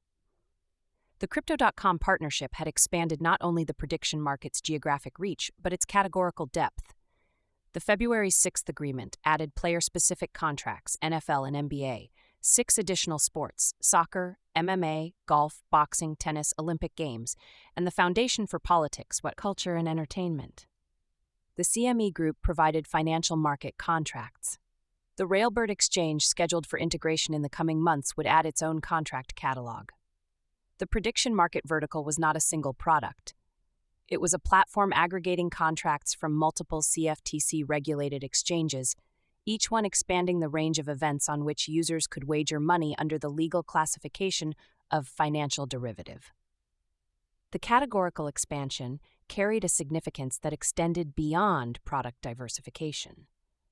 Each new category represented a new surface for the behavioral model to observe. A user who traded financial contracts during market hours and sports contracts during evening games and political contracts during election cycles generated a behavioral profile whose dimensionality exceeded anything the sportsbook model had been designed to process. The model was evolving from a sports betting optimization engine into a general-purpose prediction of human risk behavior. The data that fed it was no longer confined to how a person bet on football. The data now included how a person bet on everything: stocks, elections, award shows, fighter outcomes, golf tournaments, cryptocurrency prices, the weather. Each bet was a data point. Each data point refined the model. Each refinement improved the system's ability to predict what the user would do next and to present the offer most likely to produce the desired response. Robbins had described the company's ambition during the March 2nd Investor Day with a phrase whose precision deserved attention. We plan to deploy growth capital to build the best customer experience in predictions and acquire millions of customers. The sentence contained 2 objectives. The first, build the best customer experience, was the corporate voice's standard formulation for product optimization. The second, acquire millions of customers, was the growth mandate that had governed every phase of the company's history, from the $1.4 million Series A funding round that launched the first baseball contests in January 2012 to the $6.5 billion revenue machine of 2025. The word acquire was doing specific work. The customers would be acquired, the acquisition would be engineered, the engineering would apply the same behavioral science, the same A/B testing, the same promotional targeting, the same LTV modeling that had acquired the previous 4.8 million monthly unique payers. The 2026 adjusted EBITDA guidance of $700 million to $900 million, disclosed alongside the revenue guidance that had disappointed the market, represented the company's projection of what the machine would produce after the super app's deployment. The midpoint, $800 million, would constitute a 29% increase over fiscal year 2025's $619.9 million. The margin expansion was the promised payoff of vertical integration, cross-selling efficiency, and AI-driven cost reduction. The 275 employees laid off in February had been replaced, in the company's operational model, by AI agents whose annual cost was a fraction of the $30 million in salary savings. The promotional spending that humans had once allocated was now allocated by the algorithm at approximately 70% deployment and rising. The customer service interactions that humans had once conducted were increasingly conducted by AI agents, whose scripts were generated by the same behavioral models that generated the promotional offers. The machine was becoming more efficient. The machine was becoming less human. The efficiency and the inhumanity were not separate developments. They were the same development, viewed from two angles. The witness voice operating in conditional mode would render the super app's launch not as a conclusion, but as a branching point whose resolution the book could not provide. If the courts upheld the CFTC's exclusive jurisdiction over event contracts, the super app would operate in 50 states with at least one product vertical available everywhere. The prediction market would function as the nationwide front door, offering sports event contracts in states that had never legalized sports betting, funneling users into sportsbook and casino verticals as those states' legislatures acted. The company's geographic expansion would no longer depend on state-by-state lobbying campaigns whose cost had consumed hundreds of millions of dollars across 8 years. The expansion would depend on a federal classification that a $50 million acquisition, with up to $200 million in additional performance-based consideration, had secured. If the courts rejected federal preemption, if the Massachusetts injunction held, if the dozen-plus states challenging prediction market legality prevailed, the super app would still operate in the 29 states plus the District of Columbia, Puerto Rico, and Ontario, where its traditional sportsbook was licensed. The prediction market would be restricted to the jurisdictions that had not challenged it. The company would retain its $6 billion revenue base, its 4.8 million Q4 2025 monthly payers, its dominant share of the online sports betting duopoly. The machine would be smaller than intended. The machine would still be the largest of its kind. If the algorithmic targeting continued to compound across 4 verticals, the behavioral model that governed promotional deployment, interface customization, and cross-selling optimization would achieve a precision that no prior gambling operation had possessed. The model would know not only how a user bet on sports, but how she played casino games, which lottery numbers she chose, what financial contracts she traded, and whether she wagered more aggressively on Tuesdays after midnight than on Saturday afternoons. The model would know the user better than the user knew herself, because the model processed data that the user generated unconsciously, data that accumulated in patterns the user could not perceive. Data whose aggregate formed a behavioral portrait whose resolution exceeded the user's own self-awareness. The notification that had arrived at 11:47 p.m. on a Tuesday in the prologue had been the output of a system operating within a single vertical, targeting a single user, deploying a single offer calibrated to a single behavioral profile derived from sportsbook data. The system that the super app deployed operated across 4 verticals, targeting millions of users, deploying millions of offers calibrated to millions of behavioral profiles derived from every transaction the user had ever completed on the platform. The notification was the same. The system behind it was not. The reader who encountered the prologue's notification at the beginning of this book encountered it as a single event, a push notification on a phone screen at 11:47 p.m., a $50 offer, a woman in a dark bedroom. The reader who encounters the same notification now, after 20 chapters inside the machine that produced it, encounters it as an output of an architecture whose components this book has spent 100,000 words rendering. The algorithm that sent the notification was trained on data gathered from a database that began in a spare bedroom in Watertown. The behavioral model that timed the notification was refined through the advertising blitz of 2015 and the A/B testing of 847 separate message variants. The promotional offer was funded by investors whose early capital had launched the company with a $1.4 million Series A in January 2012 and whose successors valued it at approximately $12 billion market capitalization in March 2026. The regulatory classification that permitted the notification was secured through 4 separate arbitrages: the UAGF fantasy exemption, the interactive fantasy sports category created by the New York Attorney General settlement, the state-by-state sportsbook licenses enabled by PASPA's repeal, and the CFTC prediction market designation obtained through the Railbird acquisition. The single wallet that processed the deposit was built through the SB Tech integration of 2020.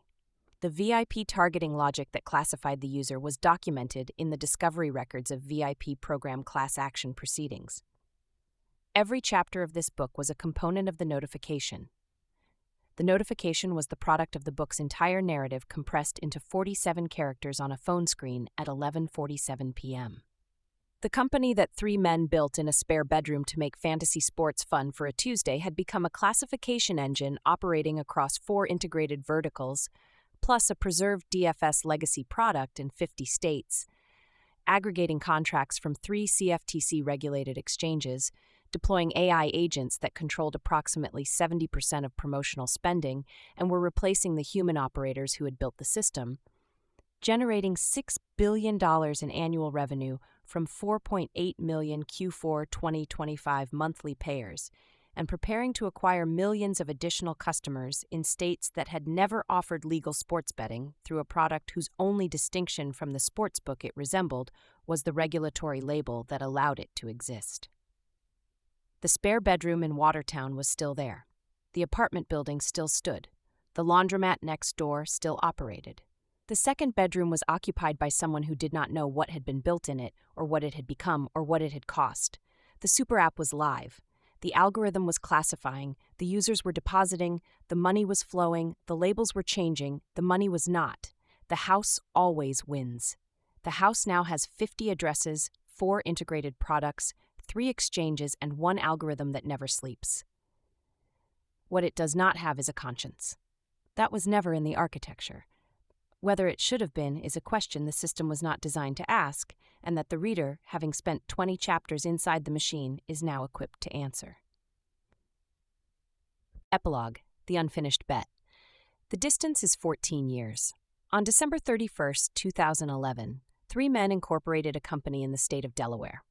The filing cost approximately $89, Delaware's minimum certificate of incorporation fee. The registered agent was a service in Wilmington whose office processed hundreds of identical filings that month, each one a legal birth certificate for a business that existed, at the moment of incorporation, as a name on a form and a set of intentions that no filing could capture. The company's name was DraftKings Inc. Its listed address was a residential apartment in Watertown, Massachusetts. Its business purpose was described in the broadest terms available under Delaware corporate law. Its founder's combined annual income, earned at a business card company in Lexington, was approximately $187,000. On March 23, 2026, the company those men founded reported to the Securities and Exchange Commission a market capitalization of approximately $12 billion. It operated in 50 states. It employed approximately 5,225 people across 13 countries, a figure reduced by an estimated 275 in February. It generated $6.5 billion in annual revenue. It had produced for the first time in its history a full-year net profit. The profit was $3.7 million, an amount that represented 0.06% of revenue, and that would not cover the annual cost of the security services the company provided to its 2 remaining co-founders, who required armed protection because the business they had built was a gambling operation whose customers sometimes lost more than they could afford. The arc between those 2 points, the $89 filing and the $12 billion evaluation, is the story this book has told across 20 chapters and a prologue. The arc is real. The achievement is real. The 3 men identified a structural inefficiency in fantasy sports, designed a solution, built a product, fought regulators across dozens of jurisdictions, survived the near destruction of their industry, went public on the NASDAQ during a global pandemic, acquired a casino brand, a lottery app, a prediction market exchange, and a betting technology company, achieved profitability, and constructed the most comprehensive real-money digital gaming ecosystem in the United States. The financial arc compressed $1.4 million in Series A funding, became $41 million in Series C, became hundreds of millions in combined DFS marketing spend, became a three-way SPAC merger that delivered over $500 million in unrestricted cash, and a NASDAQ listing became $1.56 billion for Golden Nugget Online Gaming, became $750 million for Jackpocket, became $50 million for Railbird, plus up to $200 million in performance-based earnouts, became $6.05 billion in fiscal year 2025 revenue. The money flowed inward at every stage: investor capital, user deposits, advertising revenue share, acquisition financing. The money flowed outward in two directions: to the employees and vendors who built and maintained the platform, and to the users who won their bets. The difference between inflow and outflow was the company's revenue. The difference between revenue and cost was the $3.7 million in net income that the press release positioned as proof of concept. The financial arc was an act of sustained conviction that the inflows would eventually exceed the outflows. For 14 years, they did not. In fiscal year 2025, for the first time, they did. The conviction was rewarded. The reward was thin. The reward was enough. The human arc compressed. 3 friends in a spare bedroom became co-founders, became regulatory combatants, became public company executives, became industry leaders, became, in the case of one, a departing president whose transition to the board was announced on the same day the company disclosed its prediction market strategy. Matt Kallish's departure, effective March 31st, 2026, closed a chapter that had opened in a cubicle at Vistaprint, where a man with a whiteboard and a talent for customer acquisition funnels had helped build a company whose promotional strategies would become the subject of class action litigation and responsible gaming investigations. The departure was neither betrayal nor failure. It was the natural terminus of a founder's arc in a company that had outgrown its founding culture. The whiteboard had been replaced by a dashboard. The funnel had been automated. The customers whose acquisition Kalish had personally overseen were now acquired by AI agents whose promotional decisions were governed by models that no individual human fully observed. The founder's instinct had been encoded in the machine. The machine no longer required the founder. The product arc, compressed, a one-on-one baseball contest on MLB opening day, 2012, became daily fantasy sports across 4 major leagues, became a mobile sportsbook in New Jersey, became a sportsbook in 29 states plus the District of Columbia, Puerto Rico, and Ontario, became an online casino, became a digital lottery, became a CFTC-regulated prediction market, became a super app, integrating 4 verticals: sportsbook, casino, predictions, and lottery, across all 50 states, with the company's legacy daily fantasy sports product continuing as a separate standalone application. Each product was a new label applied to the same economic activity: depositing money, selecting an outcome, waiting for the event to resolve, collecting a payout, or absorbing a loss. The labels changed with each product: fantasy contest, sports bet, casino wager, lottery ticket, event contract. The money did not change. The risk did not change. The psychology of the person making the deposit did not change. The direction of the cash flow did not change. The labels were the innovation. The labels were the regulatory strategy. The labels were, in the final analysis, the product. The arc is also incomplete. The arc does not contain the pediatric nurse in the prologue. It does not contain user classification 47291-A or the 73.2% deposit probability or the $50 offer that arrived at 11:47 p.m. It does not contain the small percentage of users who generated a disproportionate share of revenue, or the confidential VIP program settlements, or the 847 A/B tests that produced the 47 characters of promotional text whose optimization target was not the user's welfare, but the user's lifetime value. The arc is the company's preferred version of its own story. This book has told a different version. The 2 versions are not contradictory. They are concurrent. They occupy the same company, the same product, the same algorithm, the same database. The innovation and the exploitation share a root system. You cannot remove one without killing the other. The framed photograph of Lily at age 4, standing in an inflatable pool with a garden hose raised like a scepter, still sat on the nightstand in the mid-Atlantic suburb where the prologue began. Lily was 12 now. The inflatable pool was in a landfill. The garden hose had been replaced by a travel soccer schedule whose seasonal cost Sarah could recite to the dollar. The phone that had delivered the $50 offer at 11:47 p.m. sat beside the photograph, face down, its screen dark. The phone and the photograph occupied the same nightstand, the way the innovation and the exploitation occupied the same company, side by side in the dark, waiting for someone to turn one of them over. The $1.4 million funding round closed in January 2012 valued the company at approximately $16.7 million per Sportico's reporting on DraftKings' early investor returns. The valuation was generous for three men with no gambling industry experience, no regulatory expertise, no technology patents, and no product. It was generous because the investors who wrote the checks, Ryan Moore's accomplice, formerly Atlas Venture initially, joined a year later in the Series A by Boston Seed Capital, Peter Blacklow, and Counterview Capital, Brian Rubenstein, were not valuing the company. They were valuing the insight. The dead team problem was real. The compression of a fantasy season into a single day was a genuine innovation. The market for the solution was large enough if the regulatory environment held to justify the risk. The regulatory environment did not hold. It collapsed in 2015 when Attorney General offices in New York, Illinois, Nevada, and Texas declared daily fantasy sports illegal gambling. The company spent $12 million settling the New York litigation alone, $6 million each from DraftKings and FanDuel, announced October 25, 2016, to resolve Attorney General Eric Schneiderman's false advertising claims.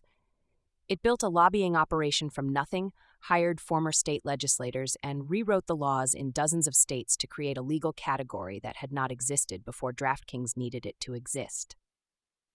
Interactive fantasy sports was not a category that legislatures had conceived. It was a category that a company manufactured because the existing categories would have destroyed it. The regulatory environment collapsed a second time in 2025 when the prediction market competitors demonstrated that the same economic activity, wagering on the outcome of uncertain events, could bypass state gaming commissions entirely through federal classification as a financial derivative.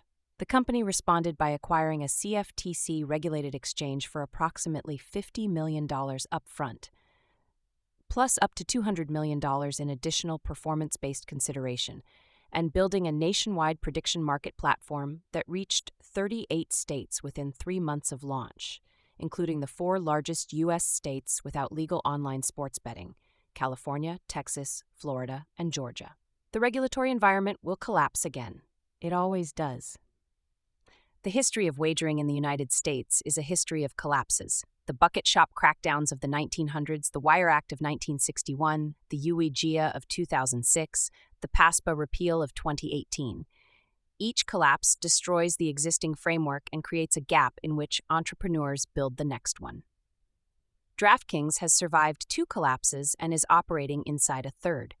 The prediction market's legal status is unsettled. The courts have not ruled. The Supreme Court has not spoken. The gap is open.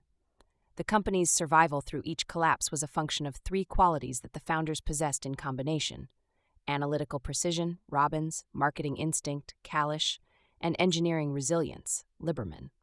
The combination was rare. The 3 men were not visionaries in the sense that Silicon Valley mythology deploys the term. They were not prophets of a digital future or evangelists for a new paradigm. They were analysts. They measured things. They optimized systems. They identified inefficiencies and built products that eliminated them. The dead team problem was an inefficiency. The state-by-state regulatory framework was an inefficiency. The gap between what the law called their product and what the product actually did was an inefficiency. They optimized each one. The optimization produced a company that generates $6 billion in annual revenue. It also produced a behavioral targeting system whose capabilities, documented in patent filings, court discovery, and the CEO's own public statements include the ability to identify psychological vulnerability in its users and to deploy promotional interventions calibrated to exploit that vulnerability for commercial gain. The optimization did not distinguish between these two outcomes. The optimization function that maximized revenue did not contain a constraint for user welfare. The constraint was not absent because the founders were malicious. The constraint was absent because the optimization function was designed to maximize a variable lifetime value per user that increases when the user spends more. And the system that predicts spending does not distinguish between spending that the user can afford and spending that the user cannot. The founders are not villains. The founders are not heroes. The founders are three men who built a company that works exactly as they designed it to work. The design did not include a mechanism for asking whether working as designed was the same as working as it should. That question belongs to the reader. The last time a company built a national exchange for wagers on uncertain outcomes and classified the wagers as financial instruments, the exchange operated for approximately 17 years before legislatures shut it down. The company was not a company in the modern sense. It was a category, the bucket shop. The bucket shops of the 1880s and 1890s allowed customers to wager on stock price movements without purchasing the underlying stock. The wager was called a privilege. The privilege settled based on the outcome of an event the buyer did not control, the movement of a price. The pricing of the privilege was based on implied probability. The regulatory classification was under statutes governing commodity transactions, not gambling. The parallels to the prediction market's event contract, described in Chapter 14, are structural, not metaphorical. The privilege and the event contract share three features: settlement based on an event the buyer does not control, pricing based on implied probability, and regulatory classification under a statute not originally designed to govern the activity. The bucket shops prospered because the regulatory gap between trading and gambling was wide enough to operate inside. The gap persisted because the activity generated revenue for the operators, fees for the exchanges, commissions for the brokers, and excitement for the customers, and because the legal distinction between a legitimate financial transaction and a wager was, in practice, a distinction without a functional difference. The customers who purchased privileges in a Chicago bucket shop in 1895 were not traders. They were bettors. They held no stock. They assumed no ownership. They deposited money, selected an outcome, and waited for a price to move. If the price moved in their direction, they collected a payout. If it moved against them, they absorbed a loss. The operator retained a percentage of every transaction. The operator always won, in aggregate, because the operator set the terms. The bucket shops were closed not because the distinction was resolved, but because the Panic of 1907 made the gap politically untenable. Legislatures passed anti-bucket shop acts not because they had determined that privileges were wagers, but because the financial crisis made the existence of unregulated wagering on financial outcomes intolerable to a public that had lost its savings. The operators protested. They argued that their products were financial instruments, not gambling. They argued that their customers were informed adults making voluntary transactions. They argued that federal commercial law, not state gambling law, governed their operations. The arguments were structurally identical to the arguments that prediction market operators would make 119 years later. The arguments failed in 1907. Whether they will fail again is the question the courts are currently deciding. The bucket shop era lasted from approximately 1890 to 1907, 17 years. The prediction market era began in 2024, when a federal judge vacated the CFTC's denial of Kalshi's political event contracts in Kalshi EX LLC v. CFTC, September 6, 2024. The D.C. Circuit denied the agency's emergency stay October 2, 2024, and Polymarket surged to prominence during the presidential election cycle, with trading volume exceeding $3.7 billion. DraftKings entered the market in December 2025. The era is, as of the date of this writing, approximately 2 years old. The clock is running. The historical parallel is not a prediction. This book does not predict that the prediction market will be shut down or that a financial crisis will provide the political catalyst, or that state legislatures will pass laws closing the regulatory gap between event contract and bet. The parallel is a pattern. The pattern is that regulatory gaps between wagering and its legal classification have, in the American experience, lasted between 10 and 20 years before the gap becomes politically untenable and legislatures close it. The Uagia fantasy exemption lasted from 2006 to 2015 before attorneys general began challenging it. The PASPA framework lasted from 1992 to 2018 before the Supreme Court invalidated it. The bucket shop gap lasted from 1890 to 1907. The prediction market gap is open. Whether it closes and when and through what mechanism, judicial decision, legislative action, financial crisis, or a scandal whose contours are not yet visible, is a question this book cannot answer. The question belongs to the future. The pattern belongs to the past. The reader holds both. The difference between the bucket shops and the prediction markets is real and must be stated. The bucket shops operated without federal oversight. The prediction markets operate under CFTC regulation, with designated contract market designations, clearing organizations, and NFA membership requirements. The regulatory infrastructure is more developed, whether the infrastructure is sufficient, whether CFTC oversight of sports event contracts provides the consumer protections that state gaming commissions were designed to provide, whether federal financial regulation is an adequate substitute for state gambling regulation, when the regulated activity is, in every dimension the user can perceive, a bet on a football game. These are questions the courts are being asked to resolve. The questions are genuine. The answers are pending. The bucket shop operators called their wagers privileges. DraftKings calls its wagers event contracts. The language changed, the money did not. The direction of the cash flow did not. The psychology of the person placing the wager did not. The regulatory gap that permits the activity did not, in its essential structure, change. What changed was the century, the technology, and the scale. The futures branch from this moment. The book cannot follow them. The reader must hold them all. If the prediction market model is upheld by the courts, if the CFTC's exclusive jurisdiction over event contracts survives the challenges from Massachusetts, Nevada, Arizona, and the dozen-plus states whose attorneys general are preparing litigation, DraftKings will have built the first nationwide exchange for sports wagering that operates without state gaming commission approval. The Super App will offer a real money product in every state. The warm acquisition funnel that converted fantasy players into sportsbook bettors will convert prediction market users into sportsbook and casino users as states legalize. The $10 billion revenue projection will enter the range of the plausible. The company will have achieved what no American gambling operator has achieved: a national platform, a federal license, and a product in every pocket.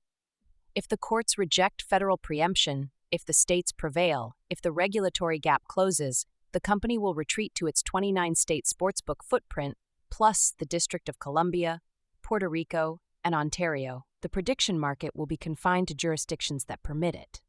The $50 million Railbird acquisition, with up to $200 million in additional performance-based consideration, will have purchased a limited asset rather than a national license.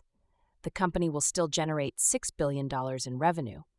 The company will still dominate the online sports betting duopoly. The company will be smaller than it intended to be and larger than any gambling company in American history. If the algorithmic targeting that this book has documented across 20 chapters continues to evolve, if the behavioral models trained on 4 simultaneous data streams achieve the precision that cross-vertical compounding makes mathematically available, the system will know its users with a resolution that exceeds the user's self-knowledge. The system will predict deposits before the user decides to deposit. The system will time promotions to windows of vulnerability that the user does not recognize as windows of vulnerability. The system will optimize across every vertical, every session, every data point, every transaction, in a loop that updates continuously and improves with every revolution. The system will do this without conscience, without judgment, without the capacity to ask whether the optimization target it was given is the optimization target it should pursue. If the responsible gaming frameworks that state legislatures, federal regulators, and the company's own compliance departments have built prove sufficient, the targeting will be constrained. The AI agents that replace the VIP hosts will be programmed with optimization targets that incorporate user welfare alongside lifetime value. The deposit limits will function. The self-exclusion tools will be effective. The disclosure engagement rate will rise above its current low baseline. The system will be redirected, by external pressure or internal decision, from maximizing extraction to balancing extraction with protection. If those frameworks prove insufficient, the system will do what unconstrained optimization systems do. It will find the boundary of the rules and operate at the edge. It will identify the users whose spending patterns indicate the highest lifetime value and deploy the interventions most likely to sustain that spending. It will do this with the mathematical precision that 847 A/B tests and 14 years of behavioral data have produced. It will do this at a scale that no prior gambling operation has possessed, across 4 integrated verticals and 50 states, through an interface that never closes and an algorithm that never tires. If you, the reader, have a sports betting app on your phone, you are inside the system this book has described. Your deposits have funded the machine. Your behavioral data has trained the model. Your session timing, your bet sizing, your promotional response rate, your scroll speed through the contest feed have been ingested, classified, and used to refine the predictions that govern the experience the app presents to you and to every other user. You are not observing the system from the outside. You are a data point within it. The system does not distinguish between the reader who downloaded the app for entertainment and the reader whose deposits exceed her recreational budget. The system distinguishes between users whose lifetime value is high and users whose lifetime value is low. If you are reading this book because you recognize something in Sarah Martinez's story, because the 11:47 p.m. notification arrived on your phone too, because the $50 offer glowed in the dark of your bedroom and you opened it, the system has already classified you. The classification carries no judgment. The classification carries a probability. The probability governs what happens next. The futures branch and branch again. This book cannot tell you which future will arrive. This book can tell you what the machine looks like from the inside.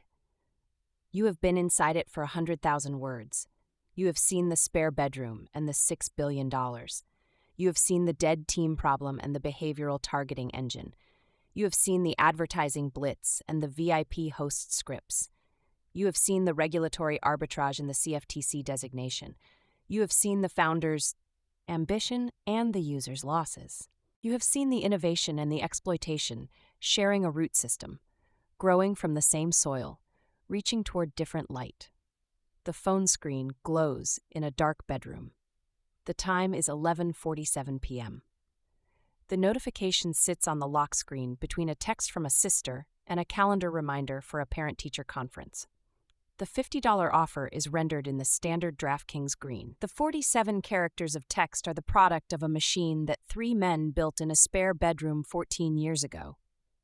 The woman holding the phone is a composite. She does not exist as a single person. She is drawn from documented patterns in class action filings, state regulatory complaints, customer service records produced through legal discovery, and the testimony of responsible gaming researchers. She is 34. She is a pediatric nurse. She has $287 in her checking account, $47,000 in medical debt, and a daughter named Lily, whose soccer season costs $3,200. Her stuffed elephant is named Gerald. His left ear has been chewed to a nub. The notification was sent by a system that does not know these facts. The system knows her deposit frequency, her session timing, her bet sizing, her promotional response rate, her behavioral cluster assignment. The system knows that her responsiveness to promotional offers increases by 34% during weeks when her deposit amounts drop below her rolling 30-day average. The system knows that the probability of a deposit, given the delivery of this specific offer at this specific time, is 73.2%. The notification is the same notification the reader encountered in the prologue, the same 47 characters, the same $50 offer. The same 11:47 p.m. delivery time, the same phone, the same nightstand, the same dark bedroom, the same glass of water, the same ibuprofen, the same photograph of Lily in the inflatable pool. The notification has not changed. The reader has. The reader who encountered this notification at the beginning of the book encountered a woman and an offer. The reader who encounters it now encounters a system. The system includes the spare bedroom in Watertown and the $1.4 million Series A at a $16.7 million valuation, the MLB investment and the Draft Street acquisition, the advertising blitz and the FanDuel rivalry, the insider trading scandal and the Attorney General wars, the FTC merger block and the PASPA repeal, the SPAC merger and the SB Tech integration, the single wallet and the Parlay Builder, the VIP program and the classification codes, the Golden Nugget acquisition and the Jackpocket acquisition, the Railbird exchange and the Crypto.com partnership, the AGA resignation and the Nevada withdrawal, the prediction market and the super app, the layoffs and the AI agents, the $6.5 billion in revenue and the $3.7 million in profit, and the documented concentration pattern in which a small percentage of users generate a disproportionate share of platform revenue. The notification is the terminal output of the entire architecture. The reader holds the notification and the architecture simultaneously. The reader holds the $50 offer and the 847 A/B tests that produced it. The reader holds Sarah Martinez's checking account balance and user classification 47291A.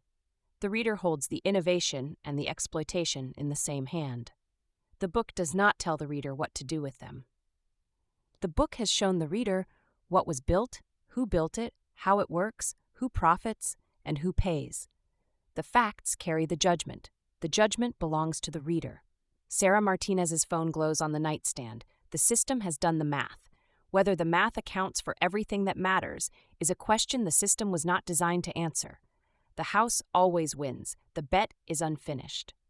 The events, financial data, and regulatory proceedings described in this book are documented through late March 2026. The sports betting industry, the prediction market regulatory landscape, and DraftKings' corporate operations are evolving in real time. Subsequent developments, including court decisions, legislative actions, regulatory rulings, and corporate announcements occurring after the date of this writing, may have materially altered the landscape this book describes. The reader is encouraged to consult current sources for the most recent information. This book is a record of a story in progress, not a verdict on a story that has ended. The story has not ended. The notification will arrive again tonight.